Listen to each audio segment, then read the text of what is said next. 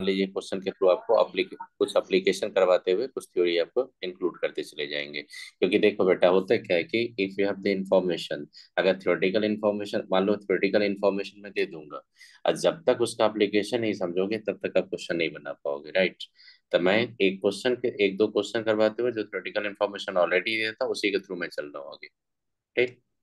तो देखिए, तो सबसे थ्योरेटिकल इन्फॉर्मेशन के बेसिस पे जो क्वेश्चन मैं यहाँ पे कुछ अरेंज किया, उसमें कुछ सिंपल सिंपल एक दो क्वेश्चन पहले करवाने दिए, उसका क्वेश्चन को थोड़ा ट्विस्ट करेंगे। तो सिंपल क्वेश्चन क्या है कि जो मान लो जैसे एक क्वेश्चन में अभी एक क्वेश्चन सिंपल क्वेश्चन में ले रहा हूँ अभी, जो क्वेश्चन आप बना पाओगे, ऐसा नहीं कि नहीं बना पाएंगे, थोड़ा देखिएगा, रुकिए और थोड़ा एफर्ट लेना स्टार्ट करना, मैं बताते चला जाता हूँ ये सिंपल क्वेश्चन सर।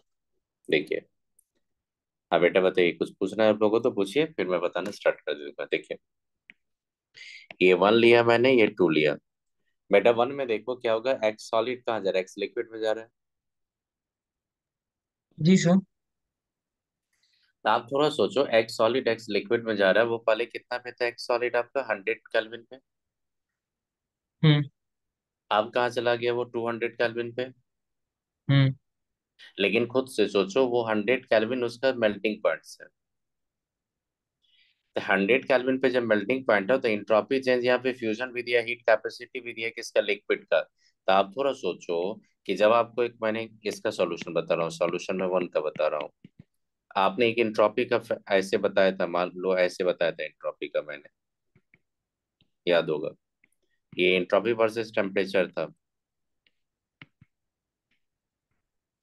और यहाँ पे क्या हो रहा है, यहाँ पे आपने सॉलिड को, मान लो कि एक सॉलिड था, सॉलिड को मेल्टिंग पॉइंट पे लेने के बाद मैंने लिक्विड को यहाँ तक लेके गया, मतलब ये सॉलिड था, ये लिक्विड है, और ये जो है टेम्परेचर क्या होगा आपका, यहाँ पे होगा entropy of fusion. Entropy fusion क्या होता है, enthalpy fusion upon melting points. होता था कि नहीं ये। तो आप खुद से सोचो, हम्म। खुद से सोचो, आपका जो एंट्रोपी पूछ रहा है कहाँ से किस पॉइंट से किस पॉइंट तक पूछ रहा था, आपको पूछ रहा है इस पॉइंट से, मान लीजिए कि यहाँ तक गए हम लोग, इस पॉइंट तक का पूछ रहा है आपसे, मान लीजिए यहाँ पे ये 100 केल्विन अगर लेंगे तो ये मान लो कि 200 केल्विन है, तो यहाँ का एंट्रोपी पूछ रहा है आपसे। तो खुद से सोचो आप लोग कि एंट्रोपी आप जब फाइंड करोगे तो यहाँ से यहाँ का एंट्रोपी आपका फेज ट्रांजिशन का होगा, और यहाँ से एंट्रोपी क्या होगा, एक ही स्टेट है, उसी को आपने हीट किया, हीट की तो फिर हीट कैपेसिटी दे दिया आपका, तो नहीं फाइंड कर लोगे वहां से हम लोग। जी सर। तो आप कैसे फाइंड करेंगे, तो इसमें फाइंड करेंगे, देखो कैसे। मेरे को एक टेम्परेचर होगा 100 केल्विन, एक 200 केल्विन, तो यहाँ पे जो एंट्रोपी चेंज फाइंड करेंगे वो क्या होगा, एंट्रोपी चेंज ऑफ फ्यूजन। तो एंट्रोपी चेंज ऑफ फ्यूजन क्या होगा, एंट्रोपी चेंज ऑफ फ्यूजन, तो एंट्रोपी चेंज ऑफ फ्यूजन होगा एंथैल्पी ऑफ फ्यूजन, मतलब वो मेल्टिंग और पॉइंट्स पे चेंज इन क्या है, कंडीशन। आप अपॉन क्या होगा आपका, मेल्टिंग पॉइंट्स, वेल्डिंग। प्लस आपका हो जाएगा ये सीपीएम, लिक्विड का ले लिए, और डेल टी बाई टी कर देंगे, ऐसी को इंटीग्रेट कर देंगे T1 वन से से टी टू। T2। अब बताइए T1 क्या होगा यहाँ पे 100, और T2 क्या होगा आपका 200। टू आपका हंड्रेड। हीट कैपेसिटी दिया आपका, तो देखो यहाँ पे आपका एंथैल्पी फ्यूजन कितना दिया आपका, 20 किलो जूल। तो 20 किलो जूल को जूल में कन्वर्ट कर देना बेटा, और टेम्परेचर कितना दिया वहां पे 100, ये कितना निकल के आ जाएगा आप सोच लो, ये 10 दिया आपका, और dt/t अपन T1 और T2 करेंगे तो बताइए, लॉन T2/T1 हो जाएगा कि नहीं वो, क्योंकि आप तो जानते हो ना 1/x का इंटीग्रेशन क्या होता है, 1/x लॉन एक्स। तो लॉन T2/T1 हो जाएगा कि नहीं वो। अब उसको जैसे जाएंगे तो ये तो कैंसिल हो जाएगा आपका, तो ये हो जाएगा 200, अब प्लस 10 लेंगे, और लॉग 10 के बेस में अगर वर्क करेंगे, तो मैं जहाँ तक देखता हूँ यहाँ पे 2.303 इंटू 10 लॉग T2/T1, मतलब वो 200 है, ये नहीं, लॉक टू 100 लॉक है। टू। लॉग टू का वैल्यू 0.3 होता है, और zero zero point point three, six हाँ जैसे करेंगे तो क्या होगा, 2.303 इंटू सीधा 3 कर दीजिए, तो आपका क्या हो जाएगा, देखो वहाँ पे 200 समथिंग आ जाएगा कि नहीं, तो आपका कौन सा ऑप्शन आने का चांस सर। है, टू ये। हंड्रेड प्लस 214 पॉइंट हम्म। सिक्स। तो ये कौन सा ऑप्शन हो सकता है, डी ऑप्शन आ सकता है कि नहीं, चेक कीजिए हाँ आप लोग। हाँ नहीं नहीं, हाँ। नहीं नहीं, वो रॉन्ग हो गया, ऑप्शन बी होगा, बी ऑप्शन होगा, देखिए जूल में लाना आपको, क्योंकि देखिए ये मैंने यहाँ पे जूल में कन्वर्ट कर दिया, ये ऑलरेडी हीट कैपेसिटी जूल में था, तो ये जूल में रहेगा आपका। तो वैल्यू जो होगा 206.93 जो लिखा आपका वहां पे, वो जूल पर केल्विन होगा। आई बात समझ में? तो बताओ जे एडवांस का जब आप पेपर दोगे आकाश का या किसी एलन का किसी का भी दोगे, तो उसमें इस टाइप का क्वेश्चन सब देता, मतलब कि एक ही स्टेट में रहेगा, उसको दूसरा स्टेट में ले जाएगा, और दूसरा स्टेट से फिर उसी स्टेट में हीट कर देगा। तो बेटा एक ही स्टेट में जब आप हीट करोगे, then you have to find the entropy change with respect to the heat capacity. और हीट कैपेसिटी में कैसे इंटीग्रल फॉर्म लेते हैं वो ऑलरेडी बता चुके हैं क्लास में। तो बताओ समझ में आ जाएगा कैसे करेंगे ये टेलस। इस अब वही बात। तो चलिए किन्हीं को प्रॉब्लम हो गई, ये समझ में आ गई कैसे प्रॉब्लम किया मैंने। देखो मैंने क्या बोला आपको कि एक बार यहाँ पे इंट्रॉपी फाइंड करना था, यहाँ से यहाँ का वो होगा enthalpy of fusion, entropy of fusion. फिर यहाँ से उसी सॉलिड लिक्विड को मैंने हीट कर दिया कहाँ पे, 100 केल्विन से 200 केल्विन पे, फिर यहाँ का एंट्रोपी फाइंड करना था। दो स्टेप का एंट्रोपी बेटा फाइंड करना था, एक पर्टिकुलर फेज चेंज का नहीं था उसका, एक ही फेज फेज ट्रांजिशन का था, और उसी फेज का जब हीट की तो उसका एंट्रोपी फाइंड करना था। तो दोनों को ऐड कर दो, एंट्रोपी चेंज आ जाएगा आपका। चलिए समझ में आई ये कैसे बनाए। देखो चलिए बताइए यार कि समझ में आ गया ये, चले आगे। Yes sir. अब देखियो, अब जो ट्रू है वो क्या है सुनो। ट्रू बहुत इंपॉर्टेंट क्वेश्चन नहीं है, देखो इस टाइप का क्वेश्चन मैं टेस्ट में देखता हूँ, जेई एडवांस आज तक क्वेश्चन इस टाइप का नहीं देखा। लेकिन जेई एडवांस, जेई मेन का जो पैटर्न होता है, जेई मेन के पैटर्न में एक क्वेश्चन मैं दिखा दूंगा क्या इंक्लूड कर दिया था रिसेंट ईयर में, वो बता रहा हूँ आपको। अभी देखिए for the perfectly crystalline solid, बेटा परफेक्टली क्रिस्टलाइन सॉलिड का 0 केल्विन पे इंट्रोपी क्या लेते हैं आप? 0। जीरो।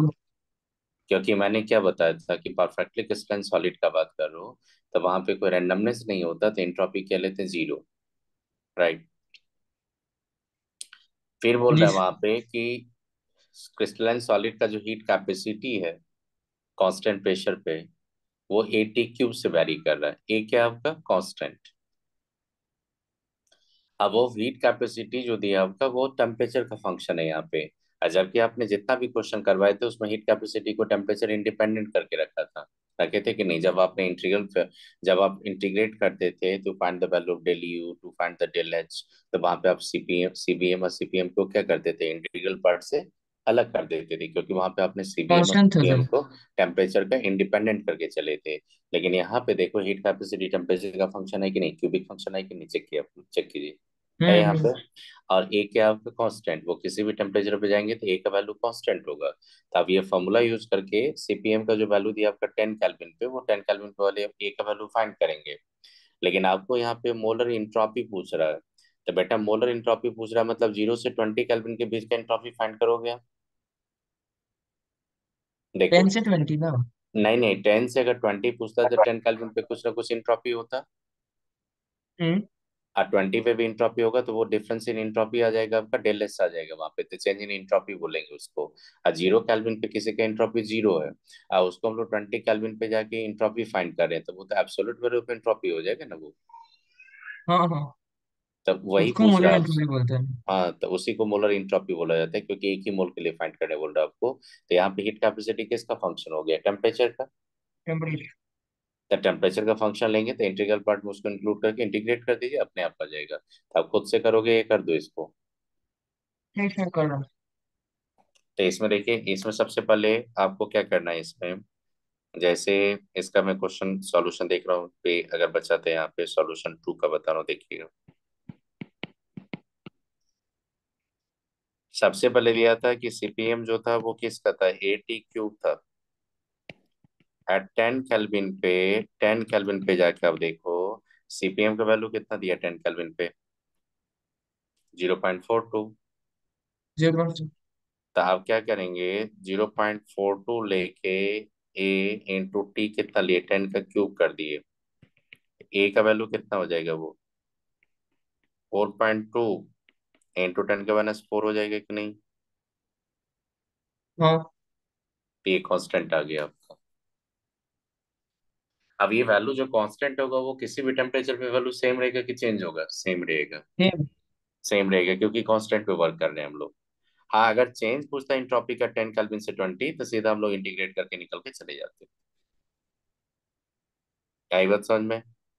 जी सर। आप क्या करेंगे, ये सब क्वेश्चन कार्ड नोट का था, तो ये तो कार्ड नोट साइकिल जो होता है उसका कंसेप्ट का था, वो थोड़ा इन्फॉर्मेशन देना पड़ेगा आप लोगों को। तो देखिए ये क्या होगा आपका, यहाँ पे आप जाएंगे। अब एट 20 केल्विन, अब ना 20 केल्विन का बात करेंगे, तो आप तो क्या करेंगे, डीएस अपॉन क्या होता है, CP D T upon T. आपने इसको इंटीग्रेट किया था, याद करो। इसको 0 केल्विन पे लिए थे, इसको मैंने 20 केल्विन के लेके इंटीग्रेट कर दिया। यहाँ पे 0 केल्विन लेंगे, यहाँ पे 20 केल्विन मैंने इंटीग्रेट कर दिया। लेकिन सीपी को रखना पड़ेगा कांस्टेंट, नहीं सीपी आपका टेम्परेचर क्या होगा, D T by T. CP भी टेम्परेचर डिपेंडेंट है। तो आप यहाँ जो वैल्यू होगा ये क्या हो जाएगा, एट 20 केल्विन से -0 केल्विन पे। बताओ बेटा 0 केल्विन पे क्या होता है, जीरो होता है कि नहीं इंट्रोपी। हाँ।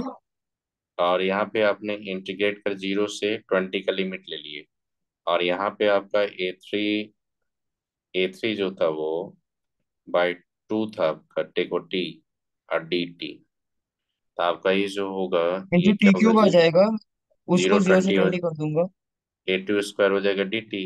और जब इंटीग्रेट हम्म। करेंगे आप लोग, तो आपने पढ़े होंगे यहाँ टी पे क्यूब बाई 3। ए ए को बाई निकाल टू दिया। A/3 हो जाएगा कि नहीं, A/3 हो जाएगा, हाँ। A/3 हो जाएगा। और यहाँ पे क्या हो जाएगा, T1 T2 का जो होगा क्यूब आ जाएगा। तो आप यहाँ पे क्या करेंगे, इसको सीधा पकड़ेंगे 20 का क्यूब और -0 पकड़ेंगे।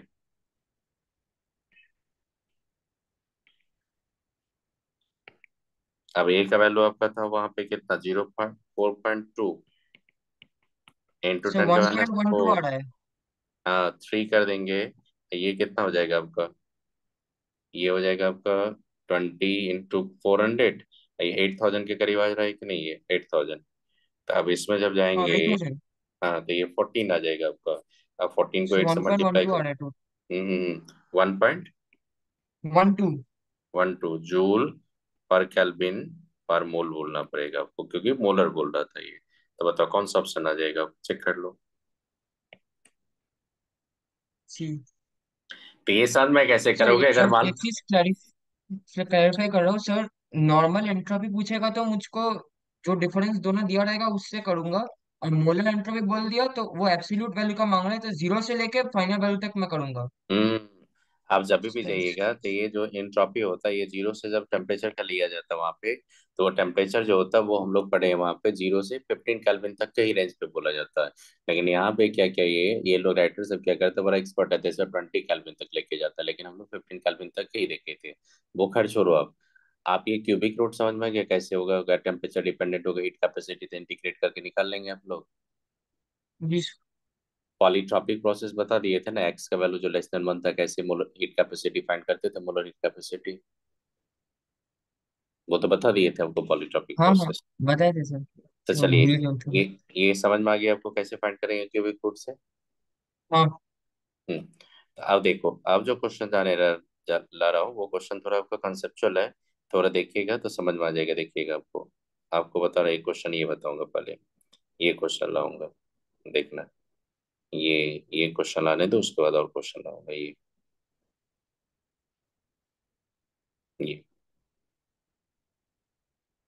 ये क्वेश्चन बना लोगे आप लोग। देखिए सर। देखिए थोड़ा सोचिए इस क्वेश्चन के बारे में, क्योंकि बहुत इंपॉर्टेंट क्वेश्चन है, थोड़ा सोचिएगा इसके बारे में। देखो मैं बता रहा हूँ आपको इसको।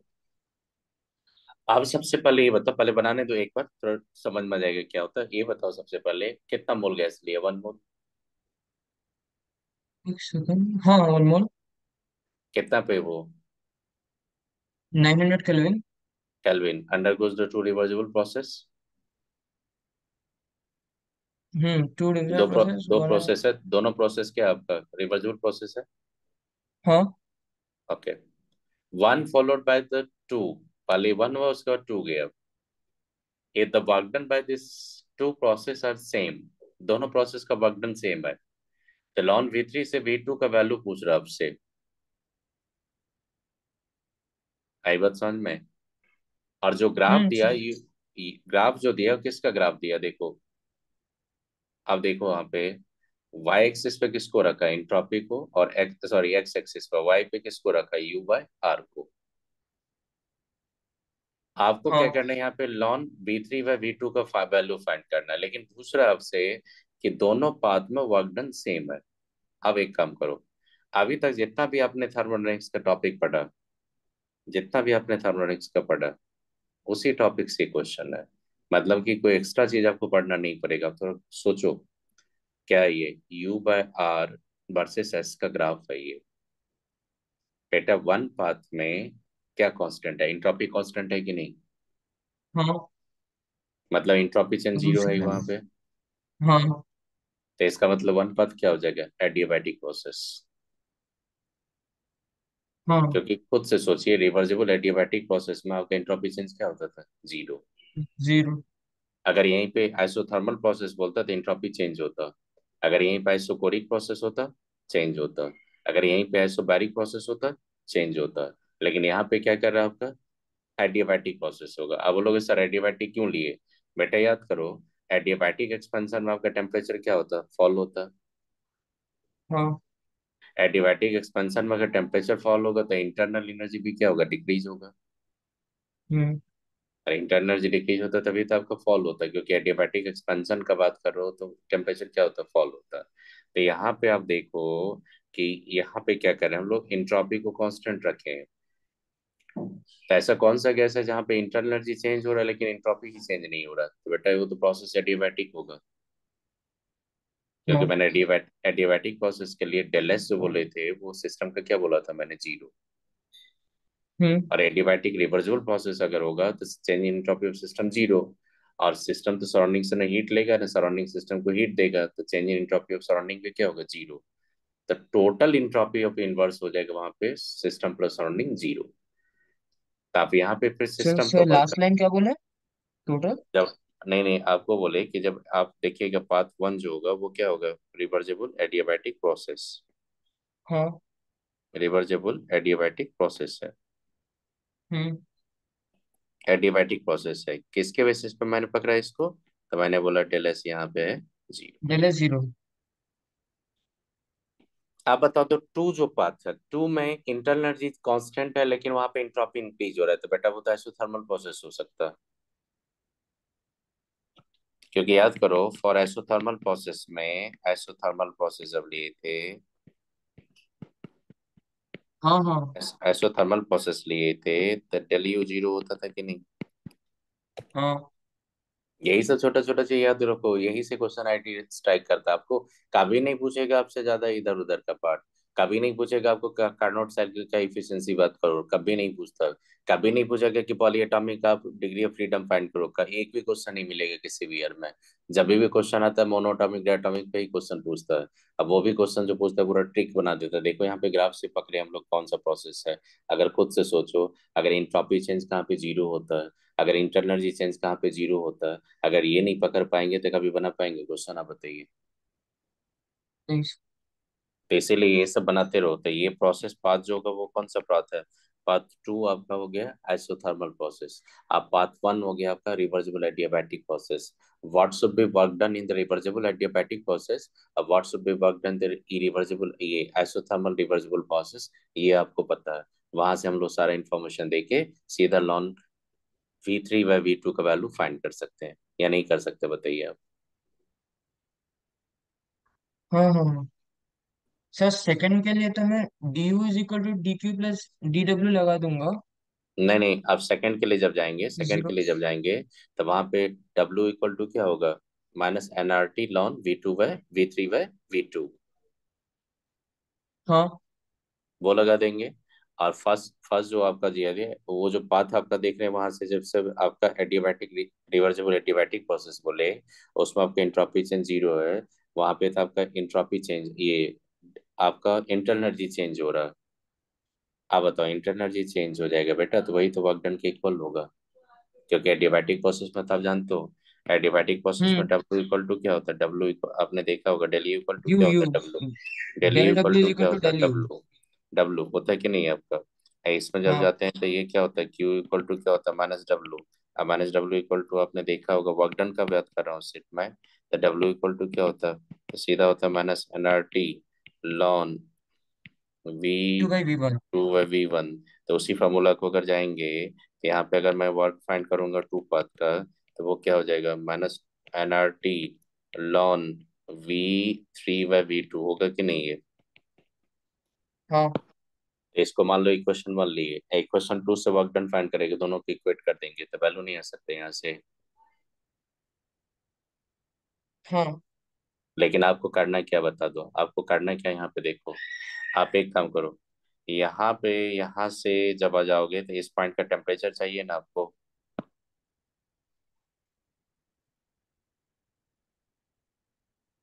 हाँ। वो टेम्परेचर तो दिया ही नहीं है आपको। सर एक सेकंड। चेक कीजिए, टेम्परेचर दिया ही नहीं है आपका वहाँ पे। आपको एक दिया वहाँ पे, देखो 900 केल्विन दे दिया कहाँ पे आपका। पहले नाइन में ही। हंड्रेड 900 जो टेम्परेचर देख रहे हो, वो 900 टेम्परेचर आपका यहाँ पे ये मान लीजिए T1 लिए तो ये आपका 900 केल्विन है ये।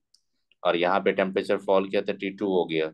और मान लो यहाँ पे T3 होगा, तो T1 से सर ग्रेटर टी होगा टू टी T2। थ्री तो सेम होगा।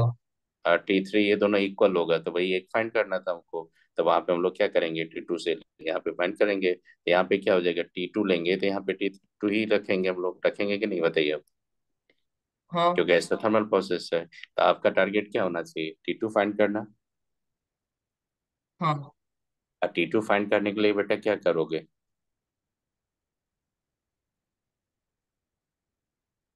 कितना मोल गैस है बताइए।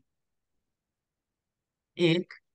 एक मोल, ये तो नहीं बोला आपको कि मोनोटॉमिक या डायटोमिक, कुछ नहीं बोला आपको। देखो ना, नहीं। मोनोटॉमिक डायटोमिक तो नहीं बोला आपको। तो जो कंडीशन उसे अरे सर इन्वॉल्व दे तो करोगे। दिया है सर, सर सीवीएम तो दे दिया। नहीं नहीं, सीवीएम दे दिया आपको। तो आपने पढ़ा होगा डेल यू इक्वल टू क्या होता है, एन सीवीएम और T2 माइनस T1। होता है T1। कि नहीं है बताइए। हाँ। और जो ग्राफ दिया वहां पे डेल यू बाय आर का वैल्यू दिया, तो वहां पे एन। देखो आप क्या करोगे, आप किसी को जब आगे लेके जाओगे तो इसमें क्या हो जाएगा, कि डेल यू तो रखेंगे हम लोग, इसको एन लेंगे तो ये क्या होगा आपका सीबीएम होगा। तो देखो सीबीएम दिया आपका 5/2 आर, तो 5/2 आर लिखा मैंने। और ये T2 माइनस T1 रखा, तो बेटा इसी को जाएंगे तो डेल यू अपॉन आर रखा लिख देंगे, एन 5/2 T2 माइनस T1 हो जाएगा कि नहीं। हाँ, हम्म। डेल्यू का वैल्यू दिया आपका, देखो ना डेल्यू का वैल्यू तो दिया वहां पे, चेंज इंटरनली पर गैस का दे दिया वहां पे, देखो आपका 2250 से कहाँ जा रहा है, 450 आ रहा है। तो उसका डिफरेंस होगा नेगेटिव होगा कि पॉजिटिव होगा, नेगेटिव होगा। अरे फाइनल माइनस इनिशियल हाँ कर लोगे हाँ ना, हाँ फाइनल कितना हाँ था, हाँ। माइनस था 450, 250 कर देंगे इस पे। एक ही मोल रखा आपको, 5/2 कर दिए। T2 फाइंड करना, T1 कितना था आपका 900। आप बताओ तो T2 कितना हो जाएगा आपका। एक सेकंड से कैलकुलेट कर। देखिए कैलकुलेट कीजिए, आपका 5/2 लेंगे। आर वहां से हटाइए क्योंकि वैल्यू दिया था आपको वहां पे। और ये T2 आपको फाइंड करना है, T1 कितना बोला आपको, 900 दिया वहां पे क्वेश्चन में।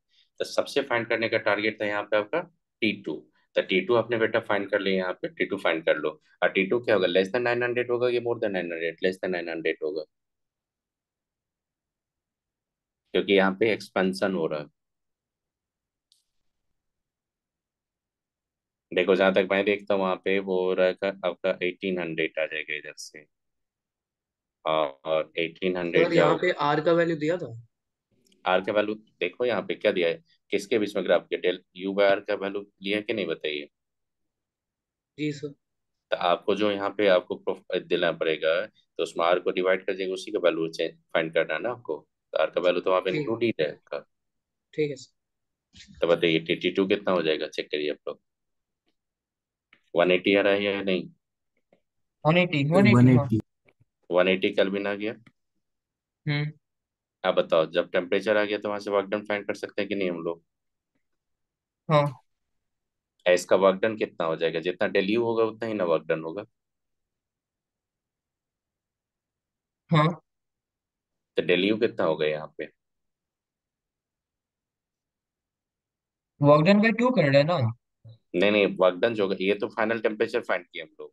और इसमें जब मान हम्म। लीजिए कि इसमें वन पाथ का लिए वर्क डन यहाँ पे टू पाथ का आपका, तो सेकंड पाथ का है, तो वर्क डन जो डेल यू होगा वही ना आपका डब्ल्यू होगा, बताइए खुद से। हाँ,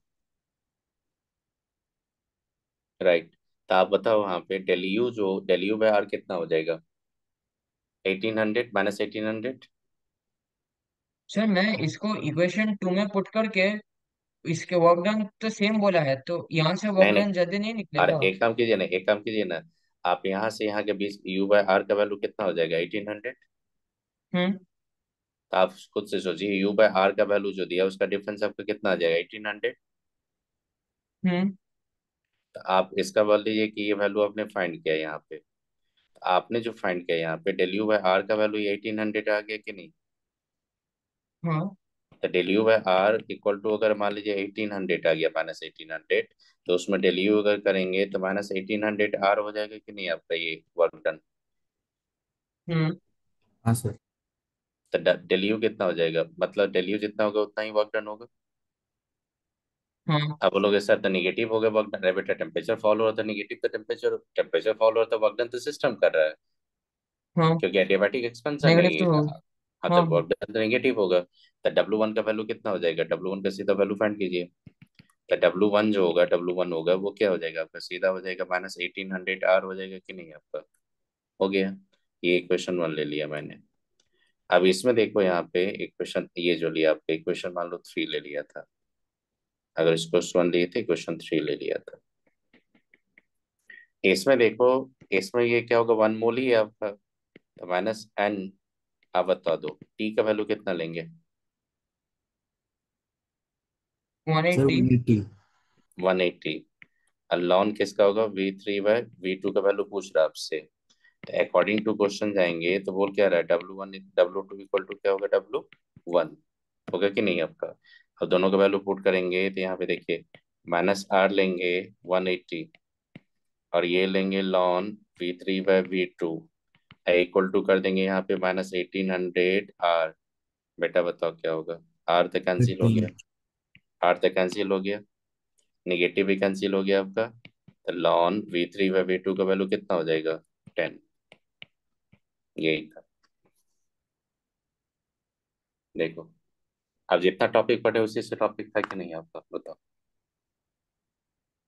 कोई एक्स्ट्रा चीज पढ़ने का नहीं है, प्रैक्टिस करो बेटा, प्रैक्टिस। सर पेज को थोड़ा ऊपर ले जाएंगे, एक नहीं नहीं, सेकंड। ये समझ में आया कैसे आ गया ln V three by V two का हाँ, कितना हाँ, वैल्यू हाँ, वैल्यू हो गया वो? तो देखिए हाँ, फिर हाँ। से बता रहा हूँ, फिर से एक बार देखो, देखिए फिर से सुनिए।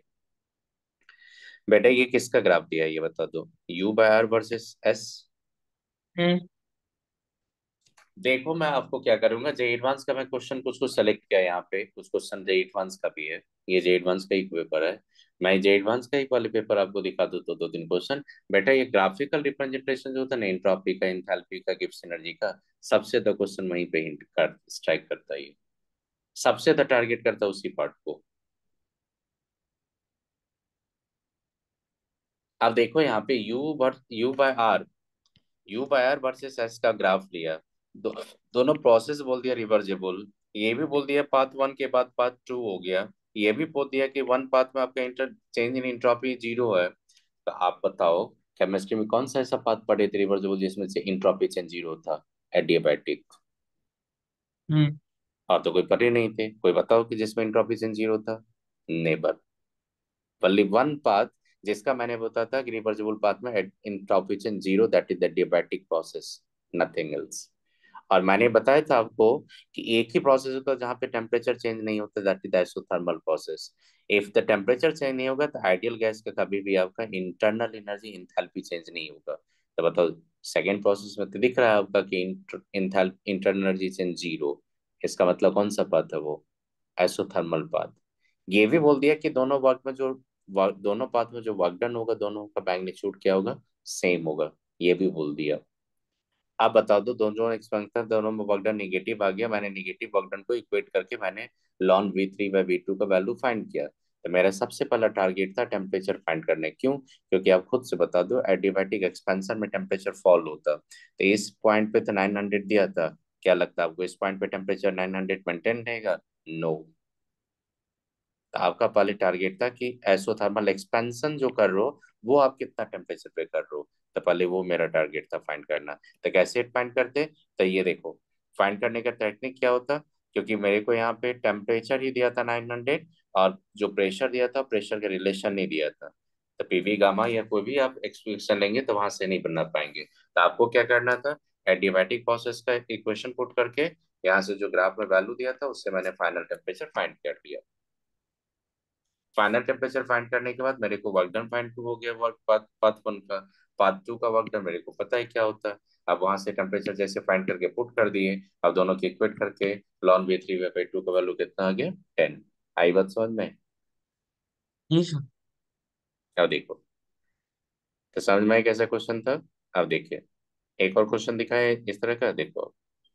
ये क्वेश्चन दिखाएंगे बाद में, एक और क्वेश्चन दिखा तो आपको देखना है यहाँ पे।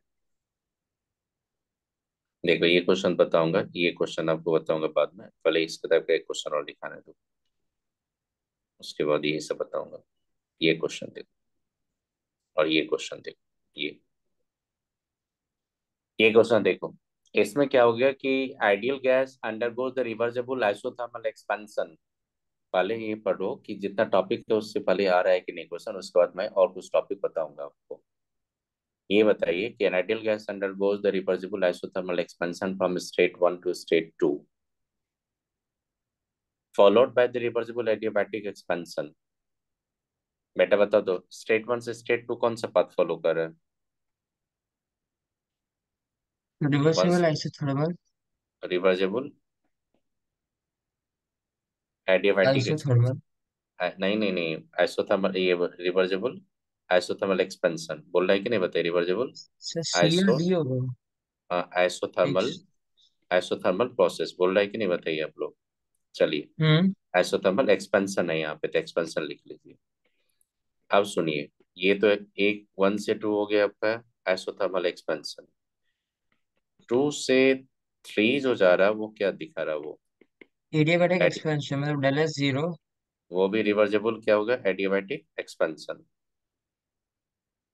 Adiabatic expansion. आप खुद से देखो, मैंने पाथ पकड़ लिया कौन कौन सा है, क्योंकि वहां पे दिया ही है ऑलरेडी, इसलिए क्लियर कट इन्फॉर्मेशन है कि 2 से 3 बोल रहा है कि रिवर्जिबल एडियाबैटिक एक्सपेंशन, अब 1 से 2 बोल रहा है आइसोथर्मल रिवर्जिबल एक्सपेंशन। अब क्या होगा कि यहाँ पे बोल रहा है कि क्या होगा बताइए। तो मैंने बताया था कि प्रेशर ये तो वर्सेस मल्टीपल आंसर करेक्ट है। मल्टीपल ऑप्शन है यहाँ पे, तो आप खुद से तो सी और डी सोचिए। होगा। नहीं नहीं, रुकिए, अभी बता, रुकिए बताने दीजिए। पहले ये बताइए 1 से 2 आपको कौन सा पाता है? आइसोथर्मल प्रोसेस, और हम्म। दोनों में एक्सपेंशन था। तो जब आपने देखा था कि आइसोथर्मल प्रोसेस में जब हम लोग गए थे प्रेशर वॉल्यूम का जब कर्व ड्रॉ किए थे, तो आपने देखा था कि ज्यादा स्टीपर कर्व किसका था? याद करो, ज्यादा स्टीपर कर्व किसका लिए थे? ये एडियाबैटिक का था, और ये किसका था? आइसोथर्मल का। तो उसी तरह से सोचो, ये तो सही है।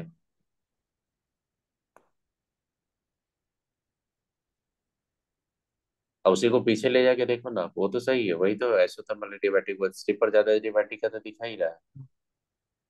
अब देखो नेक्स्ट रो क्या करोगे, इसको ऐसे कर दो, इसको ऐसे कर दो, देखो एडियाबैटिक का स्लीपर दिखा रहा है कि नहीं, चेक कर लो।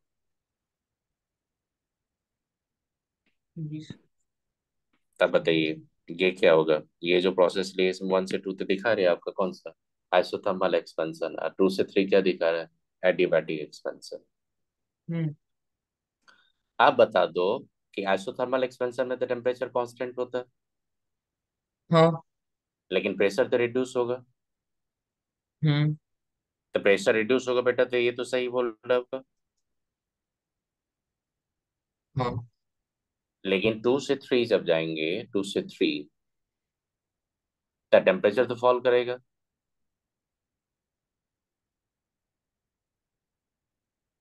प्रेशर भी फॉल रिड्यूस। होगा। प्रेशर भी फॉल होगा। वो कैसे फॉल होगा बताइए? Exponentially, straight line exponentially.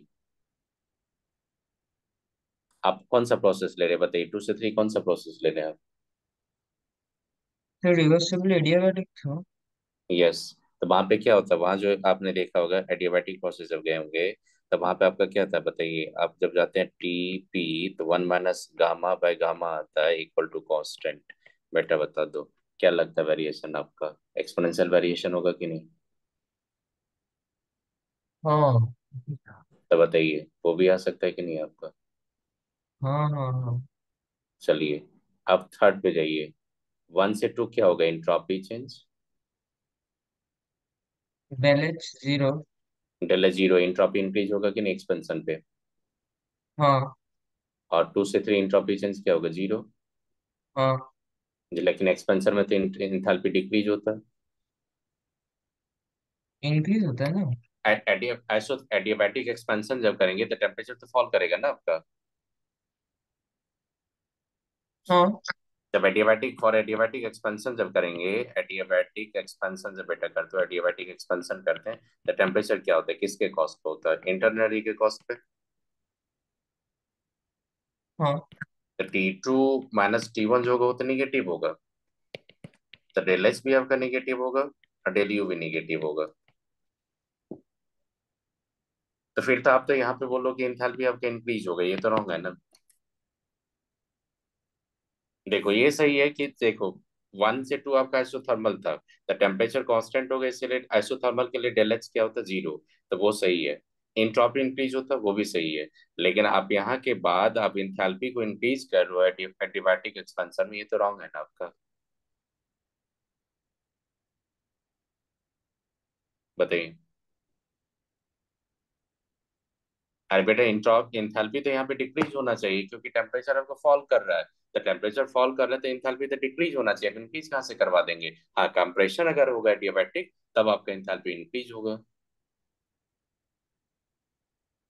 आई बात समझ में? इस जी सर। खुद से सोचो ना, अगर कंप्रेशन होता तो फाइनल टेम्परेचर ज्यादा होता तो T2 - T1 पॉजिटिव, तो डेल एक्स भी पॉजिटिव, डेल यू भी निगेटिव पॉजिटिव। जितना ज्यादा करोगे उतना ज्यादा टेम्परेचर आपका इंक्रीज होगा, तो वो तो सही है आपका। चलिए, तो ये क्या हो जाएगा, सी रॉन्ग या राइट? रॉन्ग। रॉन्ग होगा। डी में जाओ, तो डी में 1 से 2 आपका क्या होगा, आइसोथर्मल प्रोसेस है, टेम्परेचर कांस्टेंट होगा, लेकिन एंट्रोपी तो इंक्रीज होगा। क्योंकि मैंने पहले ही बता दिया था कि एडियाबैटिक को साइड कर दो, रिवर्सिबल एडियाबैटिक को साइड कर दो। आइसोथर्मल में if you are going to change the volume, तो हाई वॉल्यूम पे हाई इंट्रोपी होता है, लो वॉल्यूम पे लो इंट्रोपी होता है। एडियाबैटिक एक्सपेंशन, आइसोथर्मल एक्सपेंशन में आपका इंट्रोपी इंक्रीज होता था। आपने फॉर्मूला पढ़ा था, del S n R ln V2/V1, याद करो। तो आपका क्या हो जाएगा, आइसोथर्मल एक्सपेंशन में टेम्परेचर तो कांस्टेंट होगा, लेकिन आपका एंट्रोपी बढ़ेगा। तो वो तो सही है। लेकिन 2 से 3 जो दे रहा है, 2 से 3 में आपका एडियाबैटिक क्या है, एक्सपेंशन। टेम्परेचर क्या होता है वहां पे, फॉल करता है या इंक्रीज करता है? फॉल। फॉल करेगा। तो वो फॉल कर रहा है, एंट्रोपी क्या हो जाएगा, जीरो। तो वो जीरो आ ही रहा है जीरो। आपका। देखो, इस पॉइंट से डी इस पॉइंट सही तक है। जाएंगे तो डेल एस क्या हो जाएगा, जीरो हो जाएगा कि नहीं आपका? हम्म। अब बताइए खुद से सर एक बार ये रिपीट कीजिए। कौन सा पार्ट। सर ये 2 से 3। 2 से 3 जब जा रहे हैं तो कौन सा पाथ है आपका? 2 से 3 जब एडियाबैटिक। जा रहे हैं तो 2 से 3 जब एडियाबैटिक प्रोसेस देंगे, मतलब 3 से 2 के बीच का डिफरेंस लेंगे, तो जीरो होगा कि नहीं? रिवर्सिबल एडियाबैटिक प्रोसेस, ये तो बार बार बोल रहा हूँ आपको, प्रूफ करके मैं दिखा दिया था, बोल रहा था कि रिवर्सिबल एडियाबैटिक प्रोसेस में हमेशा याद रखना एंट्रोपी चेंज जीरो होता है सिस्टम का। आई बात समझ में? जी और सर। एडियाबैटिक एक्सपेंशन में मैंने दिखा दिया था आपका टेम्परेचर में से क्या होता है, डिक्रीज होता है। याद रखोगे? जी। तो समझ में कैसे करेंगे, जी। कोई प्रॉब्लम नहीं होगा यहाँ पे। आई बात समझ में? हाँ उसमें डेल एच को सब पॉजिटिव कर दिया था सीन। आप खुद से सोचिए नहीं, यहाँ पे कौन सा प्रोसेस है, ये 1 से 2 कौन सा पाथ था आपका?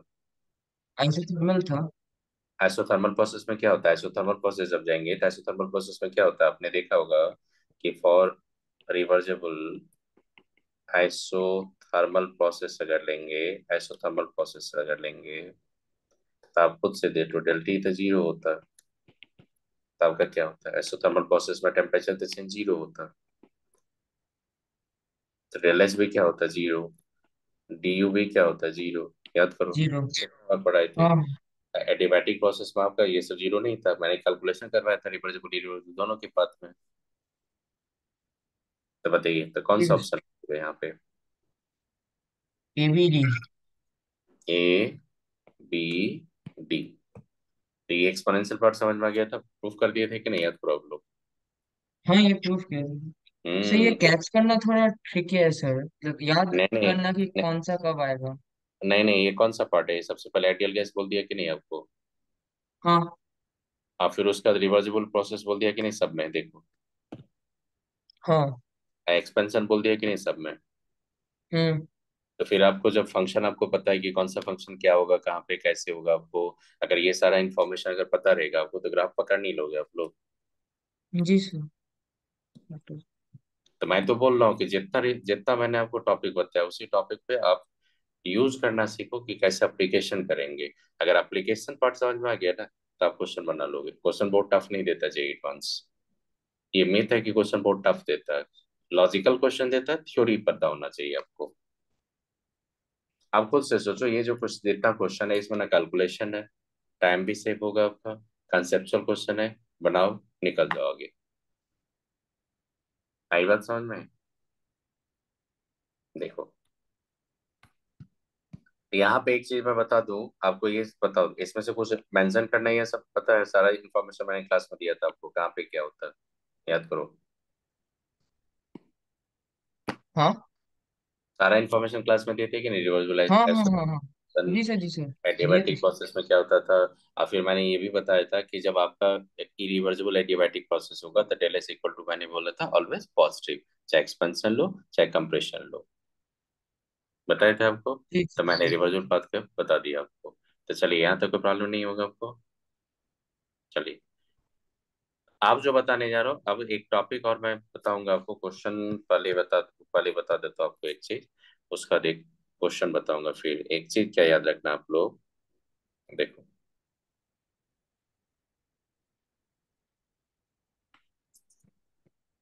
आपने एक टर्म देखा था कि डेल यू इक्वल टू लिखा था आपने NCVM,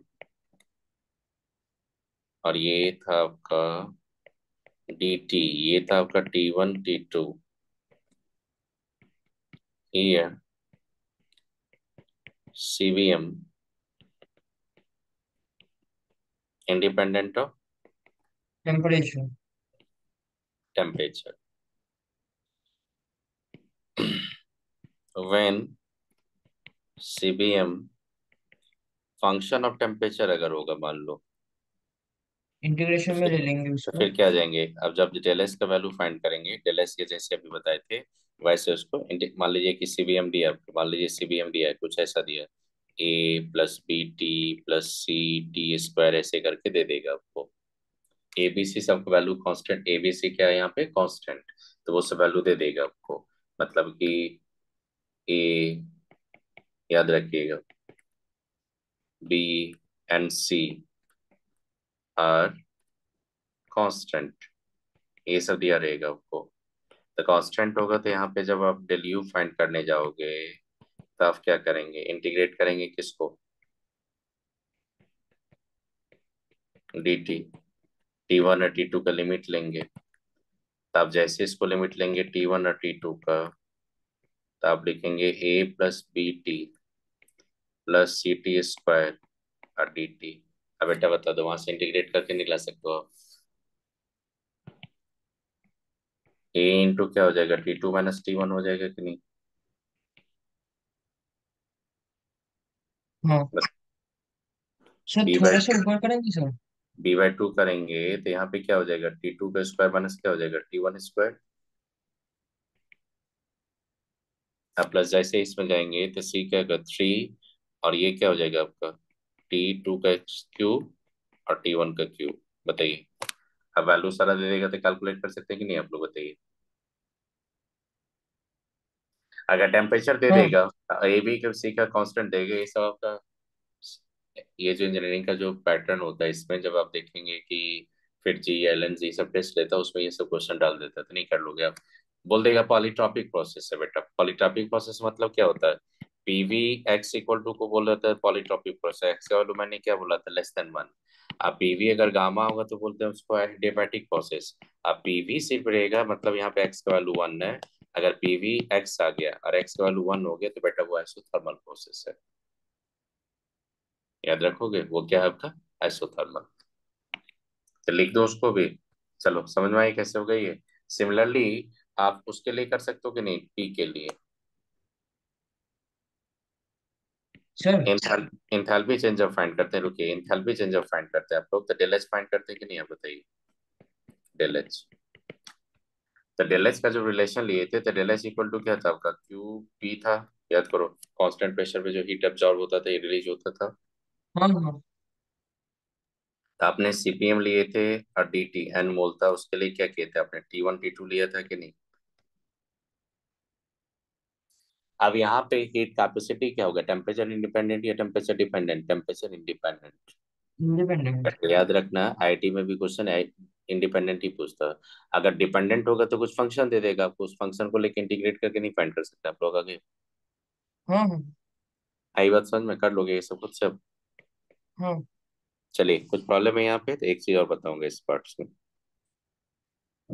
सर थोड़ा ऊपर जाएंगे सर, एक चीज मिस हो गया। हाँ ठीक है, हो गया सर। दैट हाँ इज डिपेंड ऑन टेम्परेचर। अगर सीपीएम या सीवीएम कोई भी टेम्परेचर का फंक्शन होगा तो उसको इंटीग्रल पार्ट में लेके इंटीग्रेट कर दीजिए, वहां से कैलकुलेशन हम कर लेंगे। आई बात समझ में। देखो हाँ। अब देखो इस पार्ट में जो था, इस पार्ट में यही सफिशियंट था इसमें। अब बताइए, और एक टॉपिक आपको बता देता हूँ, ये कार्नोट साइकिल बता दूं या नहीं बताऊं, क्योंकि पूछता नहीं बेटा। अगर क्वेश्चन देखोगे तो क्या मैं बता। साइकिल? कार्नोट साइकिल होता है कि फिजिक्स में आपको पढ़ना है, केमिस्ट्री का पार्ट नहीं है ये। और बोलिएगा तो मैं बता दूंगा, लेकिन कोई फायदा नहीं होगा यहाँ पे बोल के, क्योंकि प्रूफ जो होता है वो आप फिजिक्स में देखेंगे।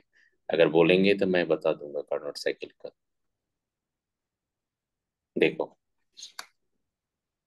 एक चीज बता दो तो कार्नोट साइकिल का वही काफी है, फिजिक्स में और पढ़ोगे, केमिस्ट्री में सीधा ठीक बता दो। देखो ठीक है ठीक। कार, कार्नोट साइकिल का एफिशिएंसी बता रहा हूँ, एफिशिएंसी कैसे होता है, एफिशिएंसी। कार्नोट साइकिल होता है क्या, सुनो कार्नोट साइकिल होता है क्या, सुनो।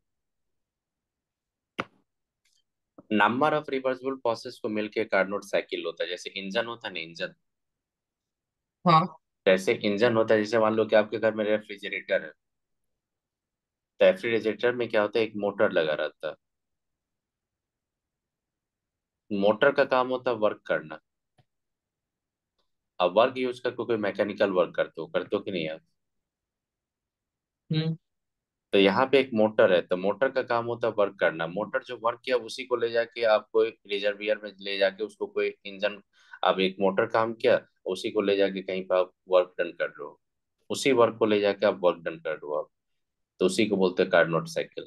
तो कार्नोट साइकिल में क्या होता है, दो सिस्टम को असेंबल किया जाता है।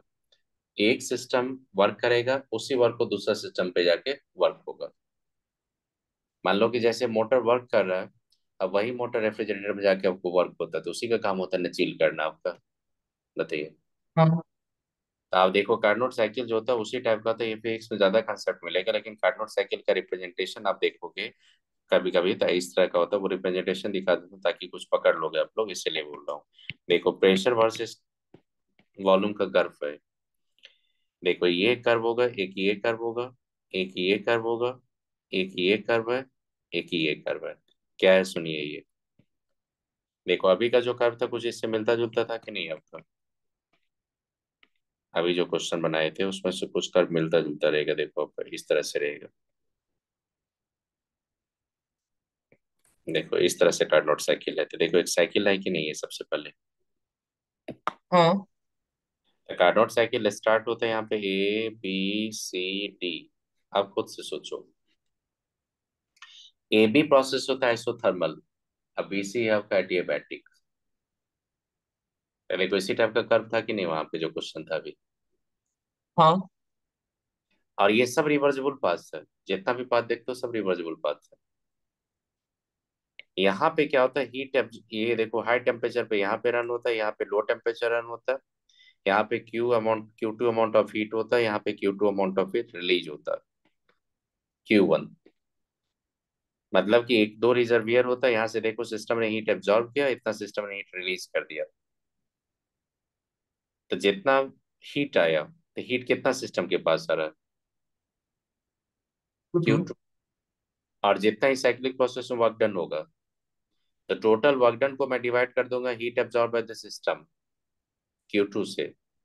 तो टोटल कितना हीट एब्जॉर्ब किए और कितना वर्क किए, तो वर्क को टोटल हीट एब्जॉर्ब से मैं क्या करूंगा, डिवाइड कर दूंगा, वही होता है इफिशियंसी।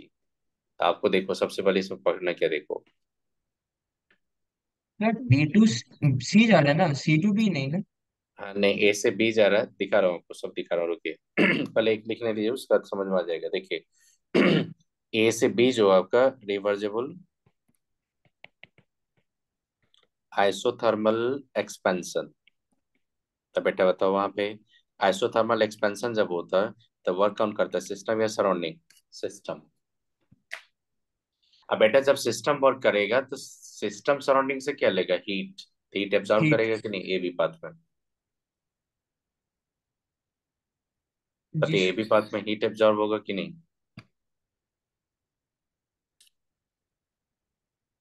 तो यहाँ पे वर्क डन जो होगा आपका ए बी पाथ में, क्योंकि ये तो पता है डेल यू जीरो हो गया इसमें। हाँ हाँ। तो आइसोथर्मल। वर्क डन जो लिखोगे -nRT2 लॉन। अगर मान लीजिए यहाँ पे V1 वॉल्यूम है, ये V2 वॉल्यूम है, ये V3 है, ये V4 है, ये पॉइंट पे V4 है। तो बताओ क्या करेंगे, V2 है V1 लिखेंगे कि नहीं आप।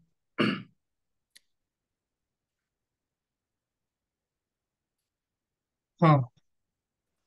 और Q2 इक्वल टू क्या हो जाएगा, तो -WAB, that equal to nRT2 ln V2 है V1 होगा कि नहीं। हम्म। क्योंकि डेल यू क्या होता है, बताओ।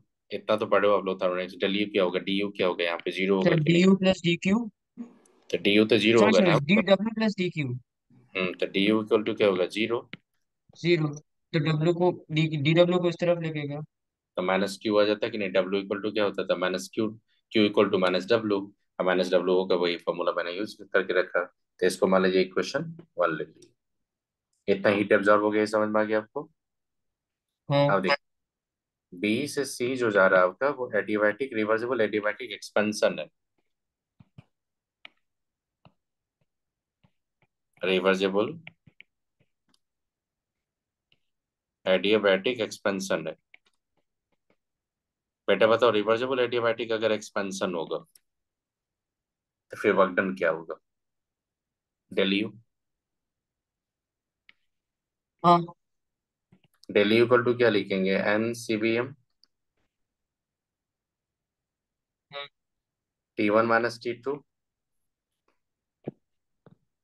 आप बोलोगे सर क्यों T1 -T2 लिखे, अरे बेटा यहाँ तक तो टेम्परेचर T2 ही था, यहाँ टेम्परेचर फॉल कर गया, टेम्परेचर हो गया T1। तो फाइनल टेम्परेचर T1 है, तो T1 -T2 लिखोगे ना आप।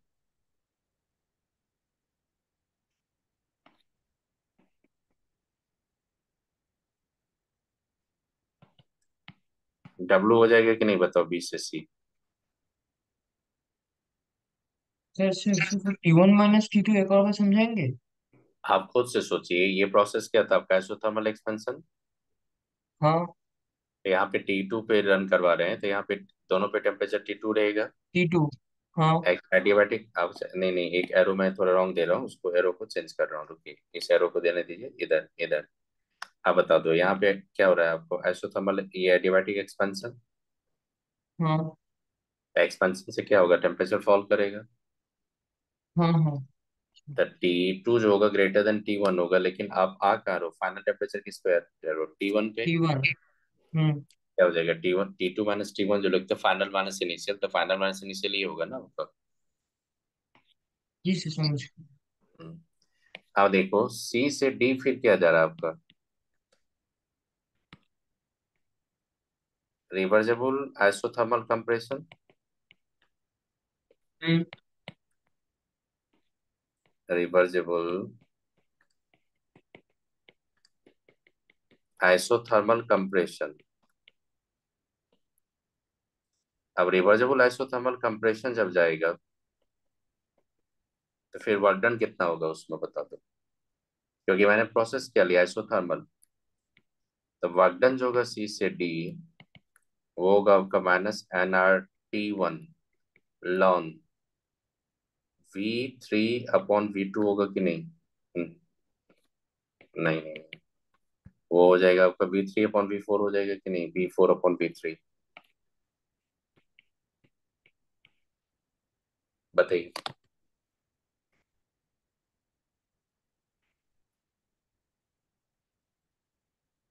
अरे बेटा देखो ना क्या हो रहा है यहाँ पे, देख तो रहा है यहाँ पे सी से डी पे जा रहा है, सी से हाँ डी पे वो V3 से V4 पे जा रहा है, टेम्परेचर T1 है, तो सीधा फॉर्मूला यूज कर लो। हाँ। तो इक्वेशन इसको 3 ले लूंगा, इसको इक्वेशन मैं 2 ले रहा हूँ। अब सुनो, इसमें क्यू कितना हो जाएगा, इस बात में क्यू क्या होगा, तो क्यू जो होगा 1 वो इक्वल टू क्या होगा, W = CD इक्वल टू क्या होगा, nRT1 लॉन V4/V3, ये तो वैल्यू लेस देन 0 होगा। अरे बेटा V4 तो लेस है, तो V4 - V3 तो आपका क्या हो जाएगा, नेगेटिव, तो नेगेटिव नेगेटिव तो पॉजिटिव हो जाएगा, तो जी वर्क डन तो सर। पॉजिटिव होगा, तो हीट तो नेगेटिव होना चाहिए। हम्म। तो हीट रिलीज हो रहा है कि एब्जॉर्ब हो रहा है, यहाँ पे हीट रिलीज हो रहा है। आई बात समझ में? जी। आप खुद से सोचो, डी से सी के, डी से ए फिर चलेंगे हम लोग, डी से चलेंगे हम लोग ए पे, तो वो क्या हो जाएगा, रिवर्जेबल एडियाबैटिक कंप्रेशन। तो देखो रिवर्जेबल एडियाबैटिक कंप्रेशन में टेम्परेचर इंक्रीज हो रहा है कि नहीं, चेक कर लो। आप कंप्रेशन करो 4 से 1, तो बेटा देखो यहाँ पे T1 था, यहाँ पे टेम्परेचर फिर T2 आ गया, तो टेम्परेचर क्या हो रहा है आपका, इंक्रीज हो रहा है कि नहीं, चेक कर लो। अब तो आप जो यहाँ पे वर्कडन जो होगा, वर्कडन क्या लिखेंगे आप इसमें, जो वर्कडन लिखेंगे आप, वर्कडन इक्वल टू डी से जो ए होगा that equal to del U, that equal to क्या हो जाएगा आपका, NCVM T2 - T1। Sir Q1 आपका नेगेटिव है, वर्क डन इन CD था ना? किस में, कौन सा पार्ट में? देखिए फिर से बता रहा हूँ, आप डी से कहाँ पे आ रहे हैं, देखिए डी से कहाँ आ रहे हैं आप, देखिए डी पॉइंट से कहाँ जा रहे हैं आप, ए पे। ए। तो डी से ए आपका कौन सा प्रोसेस है, आइसो रिवर्सिबल एडियाबैटिक कंप्रेशन। हाँ हाँ। एडियाबैटिक कंप्रेशन, तो आपका वहां पे हम्म। क्यू तो जीरो होगा, क्यू तो जीरो होगा। हाँ, जो यहाँ भी क्यों आप जीरो होगा? जो, हाँ क्यू तो, अरे एडियाबैटिक प्रोसेस है तो आपका क्या होता है, एडियाबैटिक प्रोसेस में हीट एक्सचेंज ही नहीं करता सिस्टम सराउंडिंग से। नहीं नहीं सर, मैं इसके पहले वाला बोला। सर C to D आपने लिखा है ना, सी सी टू डी टू में। डी सी, सुनिए सी से डी में जब जाएंगे तो आपका कौन सा प्रोसेस है, आइसोथर्मल प्रोसेस। हाँ हाँ हाँ तो जितना आप वर्क डन करेंगे उसका नेगेटिव साइन दे देंगे तो हीट अब्जॉर्ब नहीं करेगा सिस्टम, हाँ ये रिलीज, हीट या अब्जॉर्ब या रिलीज हो जाएगा ना, क्यू डब्ल्यू फाइंड कर लो, डब्ल्यू अगर नेगेटिव आएगा तो क्यू पॉजिटिव, और हाँ हाँ डब्ल्यू अगर पॉजिटिव आएगा तो क्यू नेगेटिव। हाँ तो डब्ल्यू तो यहाँ पे कंप्रेशन हो तो डब्ल्यू तो पॉजिटिव होगा, हाँ। तो क्यू नेगेटिव हो जाएगा। एक्सपेंशन था। एक कंप्रेशन है, देखो ना इधर आ रहा है आपका, कंप्रेशन है वो, आप इधर जा रहे हैं इधर जा रहे हैं तो कंप्रेशन है ना वो। अरे बेटा वॉल्यूम यहाँ पे V3 है, ये V4 वॉल्यूम वाली है, वॉल्यूम V1 V2 दे हाँ रहा हूँ ये। अरे, अरे हाँ सर सर, मैंने गलत लिखा है, सॉरी सर। चलिए तो ये समझ में आ गया आपको कैसे कैसे वर्क डन होगा यहाँ पे। जी अब जी एक काम जी। कीजिए, एक काम कीजिए, अगर मैं टोटल वर्क डन अगर बोलूंगा, टोटल वर्क डन, तो टोटल वर्क डन क्या हो जाएगा, ए से बी, बी से सी, सी से डी, डी से ए होगा कि नहीं। हाँ अब एक काम करना, आप इक्वेशन 2 देखो, इक्वेशन 4 देखो, अगर इसी को मैं क्या करूंगा NCVM अगर कर दूंगा, और T1 - T2 कर दूंगा तो कोई प्रॉब्लम है बताइए? नहीं। जैसे ऐड करेंगे तो देखो ये कैंसिल हो रहा है कि नहीं है? हाँ। तो आपका सिर्फ एडियाबैटिक से कैंसिल ही हो गया, क्योंकि एडियाबैटिक एक्सपेंशन में जितना वर्क हुआ उतना ही कंप्रेशन वर्क हो गया, वो कैंसिल ही हो गया। तो बचा कौन आपका? सब आइसोथर्मल का वर्क डन बचा। हम्म। टोटल वर्क डन आए समझ में कैसे आएगा? जी। ए बी प्लस क्या हो जाएगा आपका डी ए, ये वर्क डन हो गया। सेल इफिशियंसी जो होता है ये टोटल वर्क डन माइनस लेते हैं, कैसे लेते हैं सब बता देंगे क्योंकि सिस्टम वर्क डन कर रहा है एक्चुअली। और हीट एब्जॉर्ब है द सिस्टम Q2, तो इसी से एक फॉर्मूला आता है T1/T2 और Q2 - Q1/Q2। क्यों? क्योंकि देखो Q2 - Q1 का ही वर्क डन एक्चुअली हो रहा है ना आपका। हाँ। तब बता दो, तो ये जब आप क्वेश्चन बनाओगे कहीं पे पैकेज वैकेज बनाओगे, तो अगर इफिशियंसी कार्ड नोट साइकिल का अगर दे देगा आपको तो फॉर्मूला यूज करके फाइंड कर लोगे आप T2 - T1/T2। जी सर, आपने वो क्या लिखा है, N is equal to minus of work done नहीं बाई नहीं, total by eta Q two. Eta eta eta eta बोला जाता है, ईटा बोला जाता है इसको, ईटा। सर कैसे लिखे सर वो? वो ऐसे ऐसे करके ऐसे कर दिए, इसको बोलते हैं सेल्फ, इसको बोलते हैं कार्नोट इफिशियंसी है वो। तो अगर कार्नोट साइकिल का इफिशियंसी अगर कहीं पूछेगा तो आप क्या करेंगे? हमेशा याद रखिएगा किसी भी इंजन का कहीं भी सिस्टम होगा साइक्लिक प्रोसेस देगा और आपको इफिशियंसी बोलेगा, तो हमेशा याद रखिएगा इफिशियंसी होता है work done by heat absorb. क्या याद रखोगे? Work done by heat absorb, अब। रिलीज नहीं, हेट एब्जॉर्ब कितना किया।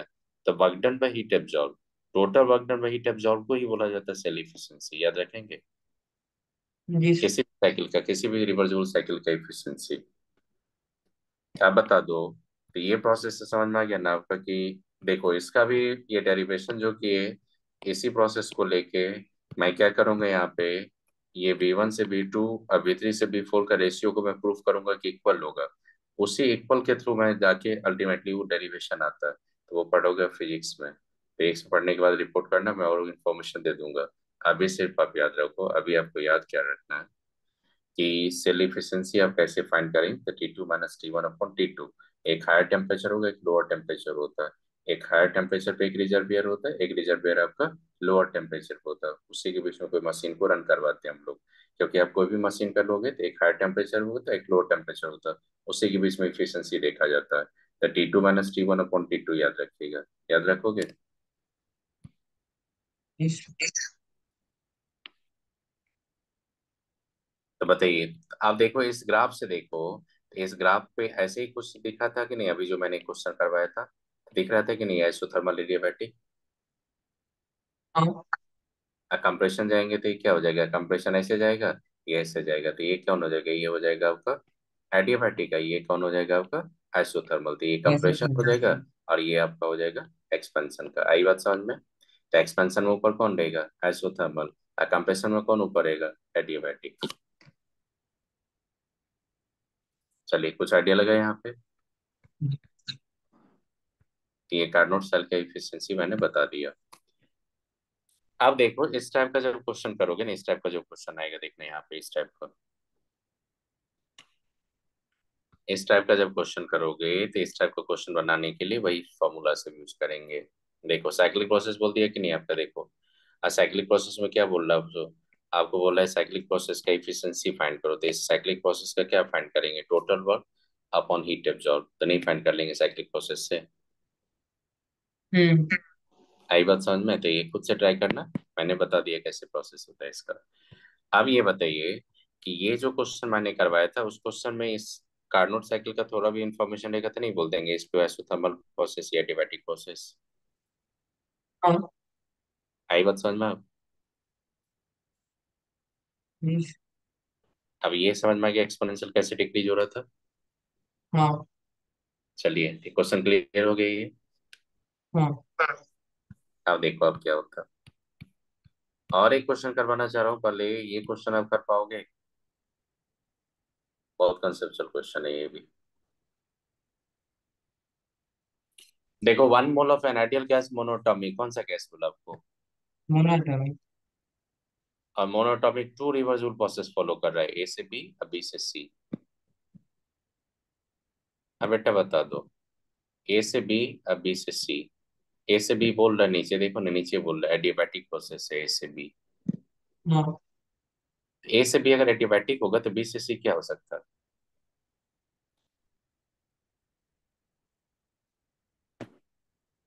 बेटा देखो बी से सी क्या कांस्टेंट है, वॉल्यूम या टेम्परेचर? टेम्परेचर।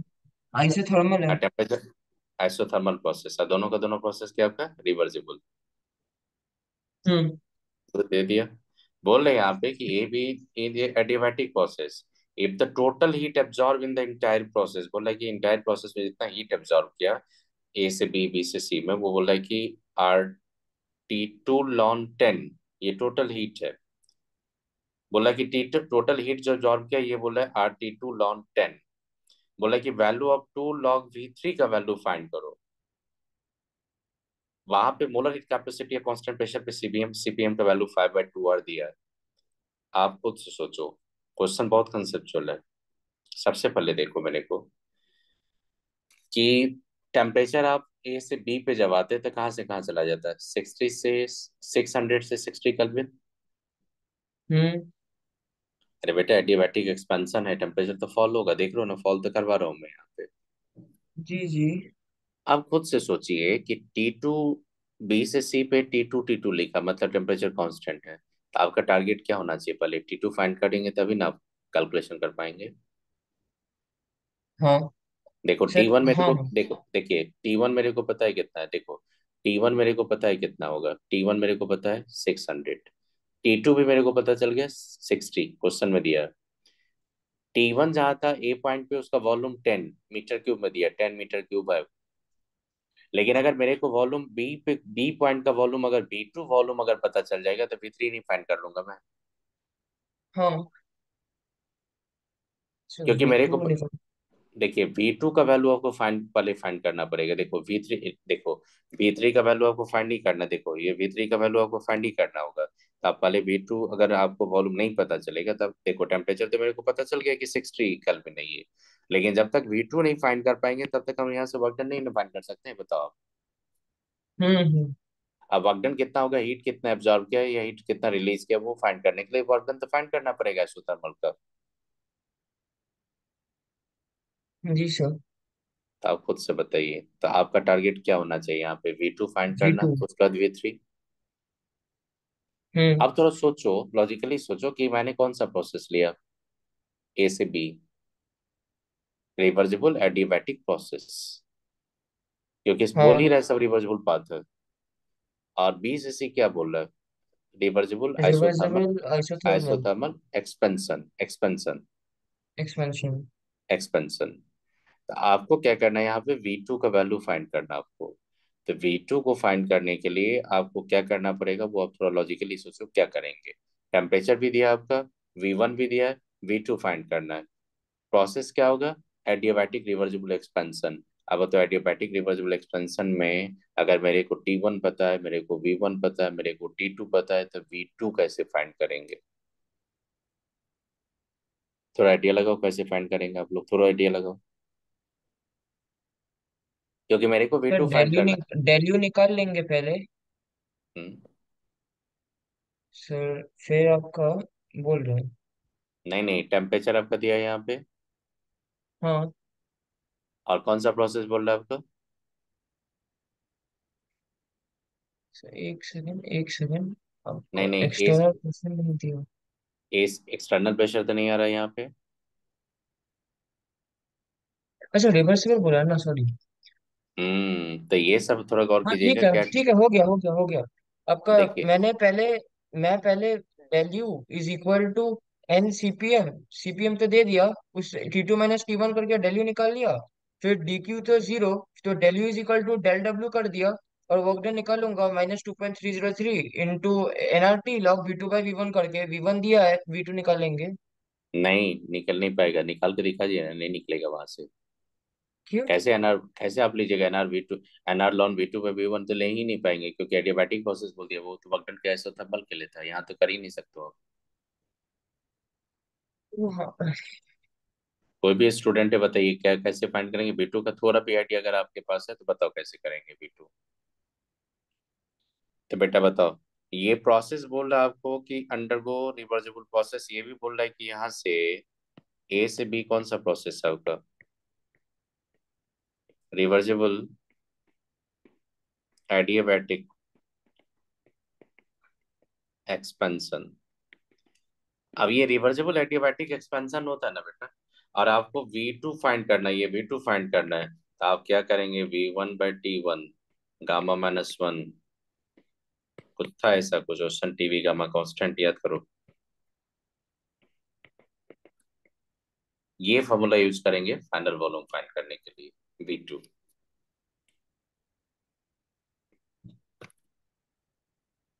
क्योंकि बेटा किस पे वर्क करो? रिवर्सिबल पाथ पे वर्क करो। रिवर्सिबल पाथ का टेम्परेचर का कैलकुलेशन है, रिवर्सिबल पाथ का टेम्परेचर का कैलकुलेशन डिफरेंट होता है एडियाबैटिक में, ये थोड़ा दिमाग में रखना।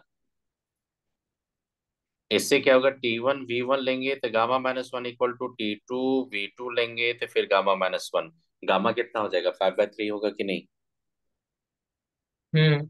अरे बेटा मोनो एटॉमिक बोल रहा है, CPM दिया 5/3 R, तो वो हो जाएगा 3/2R। आज 5/2R/3/2R करेंगे तो CPM five by by three CPM कर दीजिए फिर। तो 5/3 आएगा आपका गामा का वैल्यू। तो बताइए यहाँ से क्या आ सकता है? यहाँ से V2 आ सकता है कि नहीं? यहाँ से बताओ हम लोग। हाँ। तो वॉल्यूम आ जाएगा। और जैसे वॉल्यूम आ जाएगा तो उसको पुट कर देंगे कहाँ पे? वहां से लेके जाएंगे, वहां से वर्क डन हीट फाइंड कर लेंगे। और खुद से सोचो, फर्स्ट प्रोसेस में जो वर्क डन होगा, फर्स्ट प्रोसेस का जो वर्क डन होगा वही आपका क्या हो जाएगा टोटल? बोल रहा है कि total heat absorb in the process. तो बताओ हीट एब्जॉर्ब कहाँ होगा? A से B तो कोई हीट एब्जॉर्ब नहीं होगा। नहीं, heat B to C absorb होगा। B2C होगा। तो बोल रहा है कि the total heat absorb in the entire process is this. तो आप खुद से सोचो हीट कहाँ पे एब्जॉर्ब होगा? सिर्फ B से C। A से B में हीट एब्जॉर्ब नहीं होगा क्योंकि एडियाबैटिक प्रोसेस है, तो एडियाबैटिक प्रोसेस में आपका DQ क्या होता है? 0। तो यहाँ तो नहीं होगा आपका, तो यहाँ पे क्या करना? Del U equal to W. तो आप यहाँ से डेल यू डब्लू का फॉर्मूला यूज करेंगे, तो वहां से नहीं, आप जो अनियमित आप बोल रहे थे वो फॉर्मूला, उस फॉर्मूला से वॉल्यूम नहीं फाइंड कर पाओगे B2। यही फॉर्मूला रिवर्सिबल बोला, तो ये फॉर्मूला यूज करो आप। जी जी। तब ये फॉर्मूला यूज करके क्या फाइंड कर लेंगे? V2। अब V2 फाइंड करने के बाद चले जाएंगे हम लोग किस पे? B से C तो आइसोथर्मल में। अब वहीं पे आपका उसके हीट बाद तो एब्जॉर्ब कर। डेल यू जीरो हो गया। डेल तो यू अब जीरो हो गया। और डी क्यू का। अच्छा नहीं नहीं नहीं, एक से नहीं सॉरी। अच्छा B2 कितना हो जाएगा बताओ? B2 कितना हो जाएगा बताइए आप लोग। अच्छा ये बताओ तो T1 कितना लेंगे? 600। हाँ। और 600 अगर लेंगे हम लोग यहाँ पे, तो ये क्या हो जाएगा कि अगर हम लोग T1 से T2 लेंगे तो T1 से T2 आपका हो जाएगा, ऐसा भी कर सकते हैं हम लोग कि देखो आपको फाइंड करना V2, तो आप कर दो V2/V1 इंटू क्या हो जाएगा? गामा -1 इक्वल टू क्या हो जाएगा? T1/T2। ये क्या होगा? 10 हो जाएगा। 10। 10 हो जाएगा कि हाँ। नहीं वो? क्योंकि आपका देखो T1 वहां पे दिया था, क्योंकि हम लोग स्टार्ट किए यहाँ से, ऐसे प्रोसेस चाहिए। तो ए पॉइंट पे आपका 600 केल्विन है, और बी पॉइंट पे आपका 60 केल्विन है। तो आप देखो 600 को अगर 60 से करेंगे तो ये 10 होगा। 10 10। जी आप सर। बताइए आपका जो आपका वैल्यू है V2/V1 करेंगे तो ये कितना हो जाएगा आपका? गामा -1, तो ये हो जाएगा 5/3 -1 इक्वल टू 10। आप मेरे को बताओ, V2/V1 है, ये आपका 2/3 आ गया हम्म। Equal to 10। आपको V2 फाइंड करना, V1 तो लॉग लेना पड़ेगा कि नहीं यहाँ पे? हाँ। तो आप क्या करेंगे? यहाँ पे जब लॉग लेंगे आप, तो ऐसा कर सकते हैं, आप दोनों साइड लॉग सर वी लेंगे। वन दिया हुआ था ना।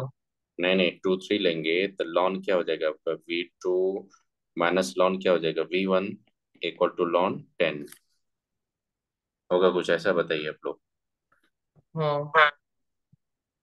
देखो V1 का वैल्यू दिया था, लेकिन एक्सपेंसिव वैल्यू क्या है? 2/3, लेकिन V2 तो नहीं है आपके पास। देखो V2 तो आपके पास नहीं है, V2 तो निकालना है मेरे को, तो यहाँ पे लॉग तो लेना ही पड़ेगा आपको। विदाउट लॉग तो कैलकुलेट ही नहीं कर पाओगे V2 का वैल्यू। है बात समझ में? अब मेरे को दिखा दो विदाउट जी लॉ कैसे फाइंड कर सकते हो? विदाउट लॉ का वैल्यू फाइंड ही नहीं कर सकते हो। जी जी जी।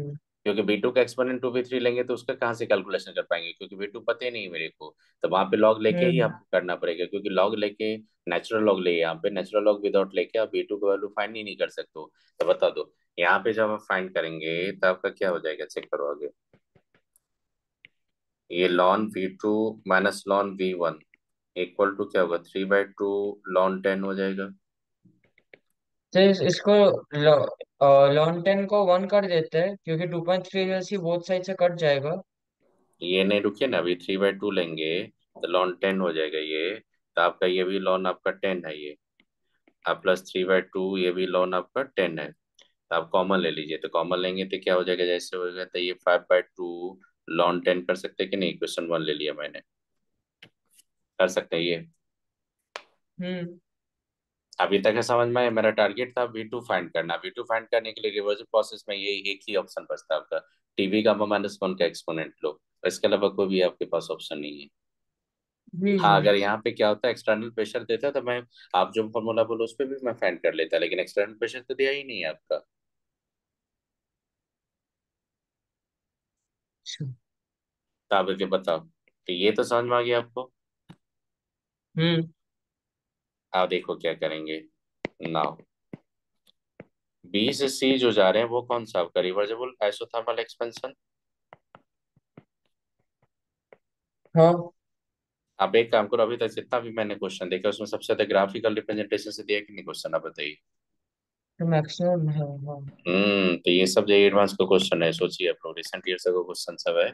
और भी क्वेश्चन दिखाएंगे आपको, और भी क्वेश्चन दिखाएंगे आपको, अभी तो एक क्लास सब और जो ग्राफ एडवांस। देता है एडवांस। ग्राफ देगा। तो जब तक आपका थ्योरेटिकल पोर्शन स्ट्रांग नहीं रहेगा तो पकड़ पाएंगे आप लोग, नो। तो आप याद रखिएगा कि ये बहुत ट्रिकी क्वेश्चन आता है, इसका बहुत ट्रिकी क्वेश्चन होता है, काइनेटिक्स का बहुत ट्रिकी क्वेश्चन होता है, उसका ग्राफ से बहुत टारगेट करता है। इलेक्ट्रोकेमिस्ट्री का कंडक्टेंस का पार्ट ग्राफिकल पोर्शन से ज्यादा टारगेट करता है जी एडवांस आज के डेट में। इसीलिए इस पार्ट में थ्योरेटिकली आपको रीच पढ़ना पड़ेगा, थ्योरेटिकली आप रीच नहीं रहोगे, सुपरफिशियली अगर पढ़ के जाओगे तो ऐसे ही बोल्ड हो जाओगे, नहीं बना पाओगे क्वेश्चन। तो देखो बी से सी कौन सा आपका, तो ये क्या होगा, डेल यू तो जीरो होगा। हाँ। तो यहाँ पे कि डब्लू जब जाएंगे तो रिवर्सिबल प्रोसेस का बात करें तो डब्लू क्या हो जाएगा आपका NRT। तो एक ही मोल है, -2.3। RT2 ले लेंगे। तो T2 क्या लिए यहाँ पे, ये टी जो लेंगे इसमें कौन सा T2, मान लीजिए आपका 60 है ये T2 ही रखते हैं वहां पे, क्योंकि यहाँ पे टेम्परेचर T1 दिया था कि नहीं, T2 पे जा रहे हैं हम लोग। तो लॉन क्या रखेंगे आप, V3/V2 करेंगे कि नहीं आप। हाँ। तो Q इक्वल टू क्या हो जाएगा आपका, -W। हाँ। -W इक्वल टू क्या लिखेंगे, RT2 ln V3/V2। According to हाँ। क्वेश्चन बोला, कि क्वेश्चन बोला कि टोटल हीट कितना एब्जॉर्ब कर रहा है, तो हीट एब्जॉर्ब करेगा बेटा बी से सी, ए से बी तो हीट का तो कोई बात ही नहीं होता, क्योंकि ए से B you are talking about the adiabatic process, you are not talking about the isothermal process, right. हम लोग बी किसके पास थ्री कर बाई रहे बी टू आपका 10 आ गया। हैं। तो आप खुद से देखिए क्यू का वैल्यू जो होगा वो क्या किसके अकॉर्डिंग होगा, देखो आप देखो अकॉर्डिंग टू क्वेश्चन जाएंगे। तो आपका दिया है यहाँ पे अकॉर्डिंग टू क्वेश्चन जा जाएंगे तो क्यू का वैल्यू कितना दिया है, ये देखो कितना दिया आपका, RT2, RT2 लॉन 10, लॉन 10 जाएंगे तो RT2 यहाँ भी पुट करेंगे लॉन V3 माइनस क्या गया लॉन V2। हम्म। बेटा खुद से देखो ये कैंसिल हो गया ये सब। हाँ। तो आप देखो यहाँ पे लॉन V3 जो होगा, लॉन V3 अब इसको लाएंगे तो लॉन 10 प्लस लॉन क्या हो जाएगा V2। हाँ। तो लॉन 10 प्लस क्या करेंगे आप, 5/2 लॉन 10 फिर कर दिए। 7/2 लॉन 10। तो 7/5 आ जाएगा कि नहीं आपका, चेक कीजिए। 7/2 लॉन 10 आ जाएगा कि नहीं आपका, चेक कीजिए। फिर एंटी लॉग ले लेंगे। अब देखिए अभी आए यहाँ पे, आप क्या करेंगे सुनिए। अब आपका नेचुरल लॉग से अब लॉग 10 के बेस में जाएंगे, तो लॉग 10 के बेस में जब जाएंगे आप यहाँ पे लॉग 10 के बेस में जाएंगे तो इसको क्या करना पड़ेगा, 2.303 लॉग V3। तो दोनों साइड तो आपका कैंसिल हो जाएगा नेचुरल लॉग से 10 के बेस में जाएंगे तो। तो 7/2 आएगा। 7/2 क्या हो जाएगा, लॉग 10। दोनों साइड मैंने नेचुरल लॉग लिया, इधर भी 2.303 करूंगा, इधर भी 2.303, वो तो कैंसिल हो जाएगा। लॉग 10 का वैल्यू बेटा कितना देखते हो? 1। तो बताइए 2 log V3 कितना आ रहा है, 7 आ रहा है कि नहीं? हाँ तो भाई इंटीजर टाइप का क्वेश्चन था, तो कितना आ जाएगा? सर, निकालना क्या था? मतलब क्वेश्चन में फॉर्मेट क्या था V3 का? ओ अच्छा, टू। ये फाइंड करना था, तो वही वैसे ही तो दे दिया, हाँ। फाइंड। अल्टीमेटली उसी पे चले जाएंगे हम लोग, बताइए आप लोग। हाँ हाँ हाँ जी सर। तो पहले टारगेट पर क्या था? First target, how to find the value of volume.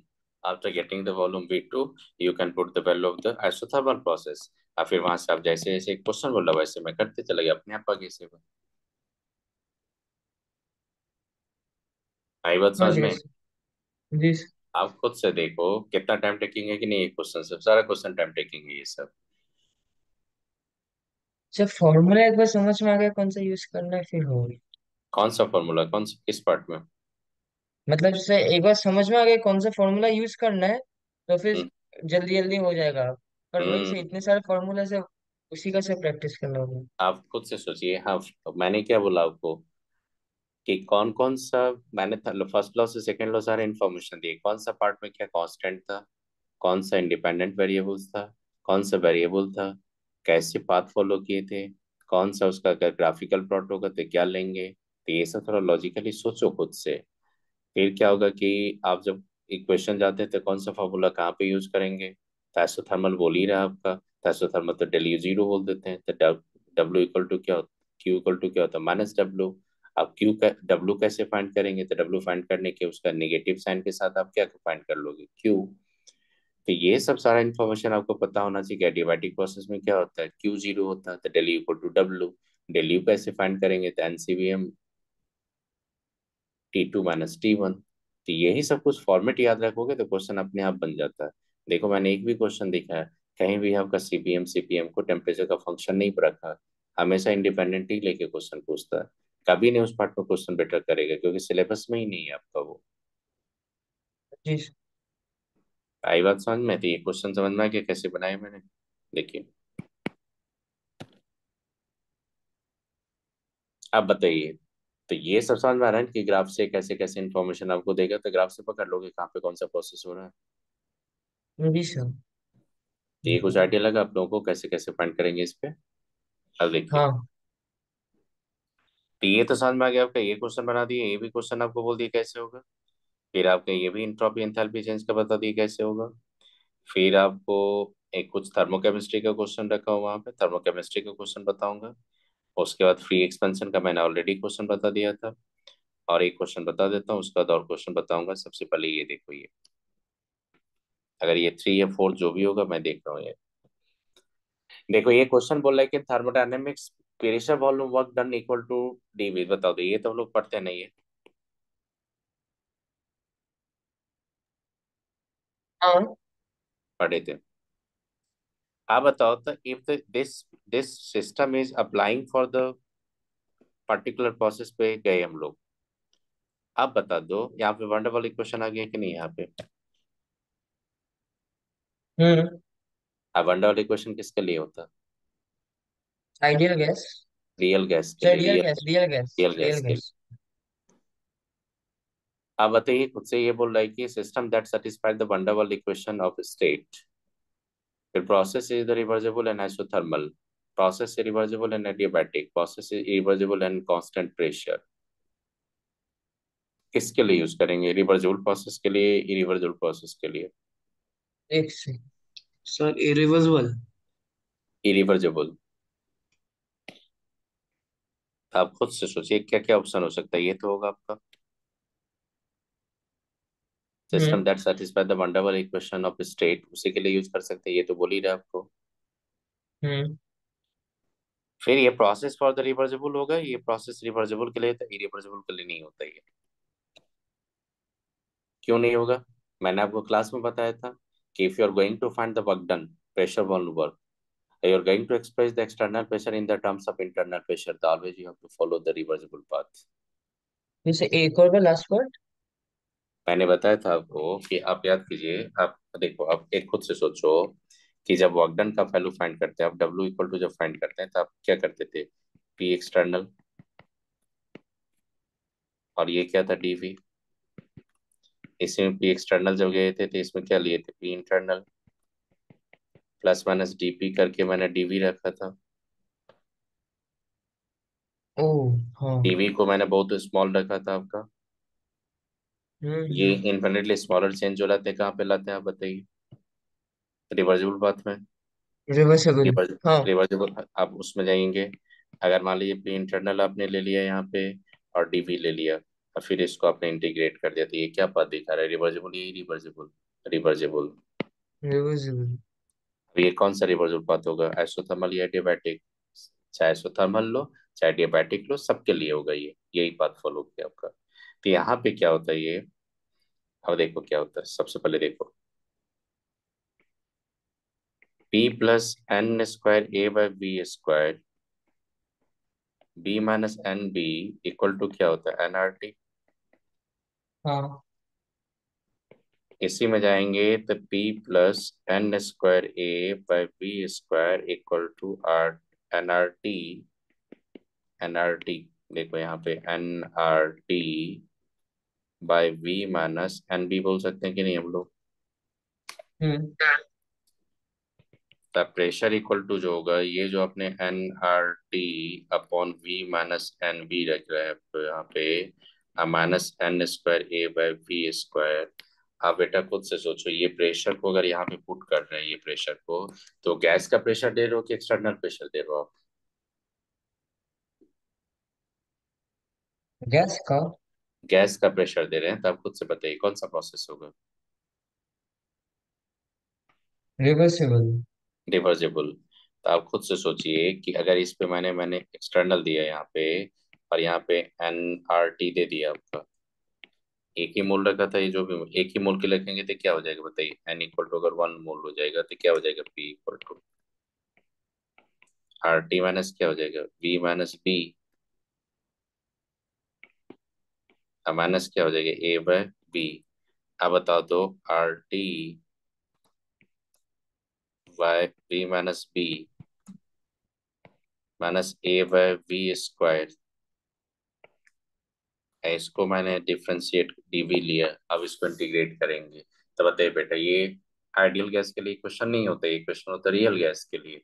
अब बताओ ये रिवर्जिबल जी जी। पाथ किसके लिए होगा? रिवर्जिबल पाथ या इरिवर्जिबल पाथ में? रिवर्सेबल। रिवर्जिबल पाथ में। आई बात समझ में?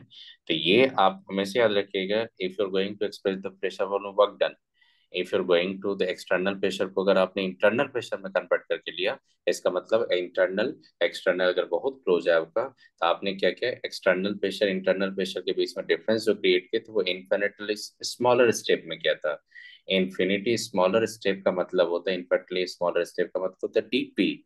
आपने डीपी का बहुत माइनर चेंज किया, तो बेटा वो हमेशा याद रखना कि अगर एक्सटर्नल को रिप्लेस करके इंटरनल फार्मूला में यूज कर रहे हैं, मतलब you are going to find the work done in the terms of the pressure of the gas, then it must be the reversible path। आई बात समझ में? आप खुद से सोचो कि इसी पाथ को, इसी को, अगर मान लीजिए आपने वर्क डन फाइंड किया, यहाँ पे वर्क डन फाइंड करना है, इसी में अगर मैं लिमिट ले लूंगा V1 और V2 का, तो वर्क डन ही फाइंड कर सकते हैं हम लोग।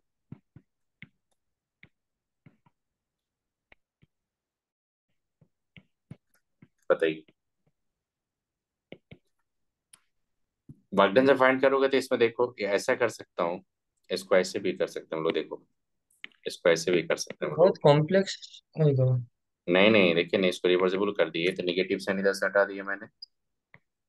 हाँ। R T by V one और वी टू रखेंगे, तो इसको क्या करेंगे? बी माइनस एन बी करेंगे, और डी वी माइनस क्या हो जाएगा? तो फिर इधर इंटीग्रेट कर दीजिए, वी वन और ए वी को टू कर। निकाल दिया। हम्म। तो मैंने ए बाई क्या हो जाएगा? वी स्क्वायर और डी वी कर दिए। अब खुद से सोचिए आप लोग कि ये क्या हो जाएगा? वन बाय एक्स का इंटीग्रेशन क्या होता है? लॉन एक्स होता है कि नहीं? हाँ। तो यहाँ भी क्या हो जाएगा आपका? आर टी जो हो जाएगा, यहाँ पे क्या हो जाएगा? आर टी तो कांस्टेंट है, तो लॉन B2 minus b upon B1 minus b हो जाएगा कि नहीं?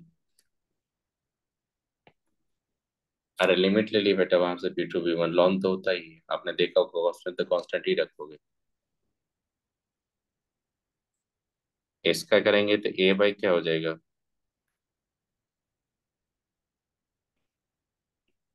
B2 माइनस B1 हो जाएगा कि नहीं, चेक करो।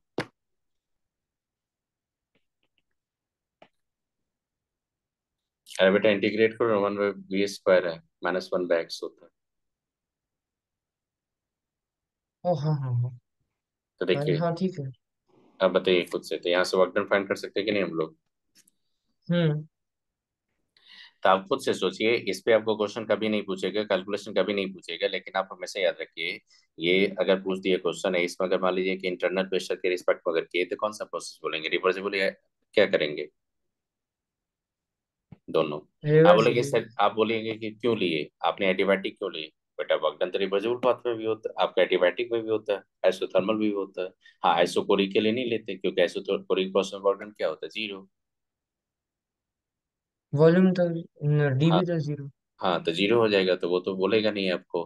तो आपका यहाँ पे आइसोथर्मल प्रोसेस लिए और एडियाबैटिक, तो दोनों के लिए वैलिड हो गई है, इरिवर्बल पाथ के लिए। सर मैं किसी भी सर मैं किसी भी अगर वर्क डन का फॉर्मूला देखने जाऊँ तो सर वो मैं बोल सकता कि दो प्रोसेस के लिए हमेशा ट्रू होगा ही, आइसोथर्मल और एडियाबैटिक।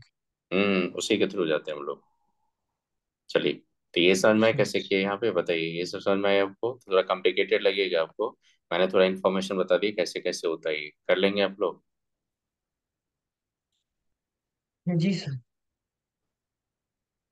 अब देखो कि आप हमेशा याद रखना एक चीज, फॉर एन आइडियल गैस हमेशा याद रखना, for real gas, real gas मतलब क्या होता है, van der Waals gas. Real gas, real gas का मतलब होता है that is Van der Waals gas. Van der Waals gas के लिए आप हमेशा याद रखना, DU/dV जो होता है कांस्टेंट टेम्परेचर पे, वो जीरो नहीं होता। जबकि रियल गैस के लिए क्या था, DU/dV, याद करो।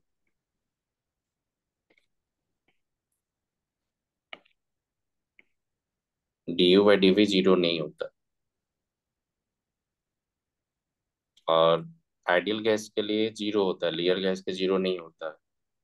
ये मैंने बताया था, आइडियल गैस के लिए U only function of temperature, but real gas में हाँ जाएंगे तो U also function of volume. तो यहाँ पे हमेशा याद रखिए कि DU/dV अगर कांस्टेंट टेम्परेचर पर रियल गैस का जाएंगे तो N²A/V² होता है। यही प्रेशर करेक्शन टर्म था कि नहीं आपका, वो इंटरनल प्रेशर वही होता होगा, ये V²। अब यहाँ से U भी फाइंड कर सकते हो आप इस इक्वेशन से।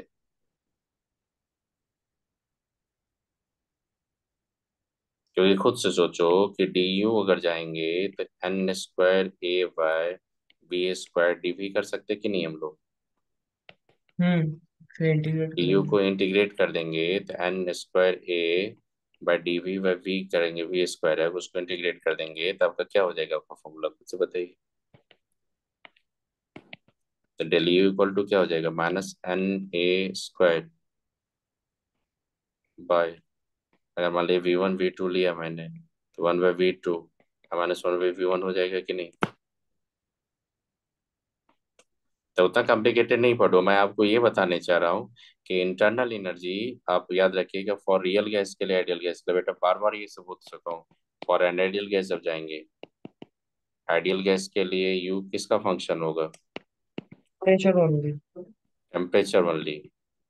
तो आपका जब जाएंगे तो DU/dV जब लेंगे कांस्टेंट टेम्परेचर पे, तो वैल्यू क्या निकल के आ जाएगा बताइए, जीरो। सिमिलरली क्या होता है, DH/dt अगर कर देंगे हम लोग, ये DP कर देंगे कांस्टेंट टेम्परेचर पे, तो वो भी कितना हो जाएगा बताइए, जीरो। लेकिन आइडियल से रियल में जब जाएंगे तो ये सब जीरो नहीं होता। मतलब आइडियल गैस में जब जाएंगे तो ये सब जीरो होगा, लेकिन आइडियल से रियल आएंगे तो ये सब जीरो नहीं होगा।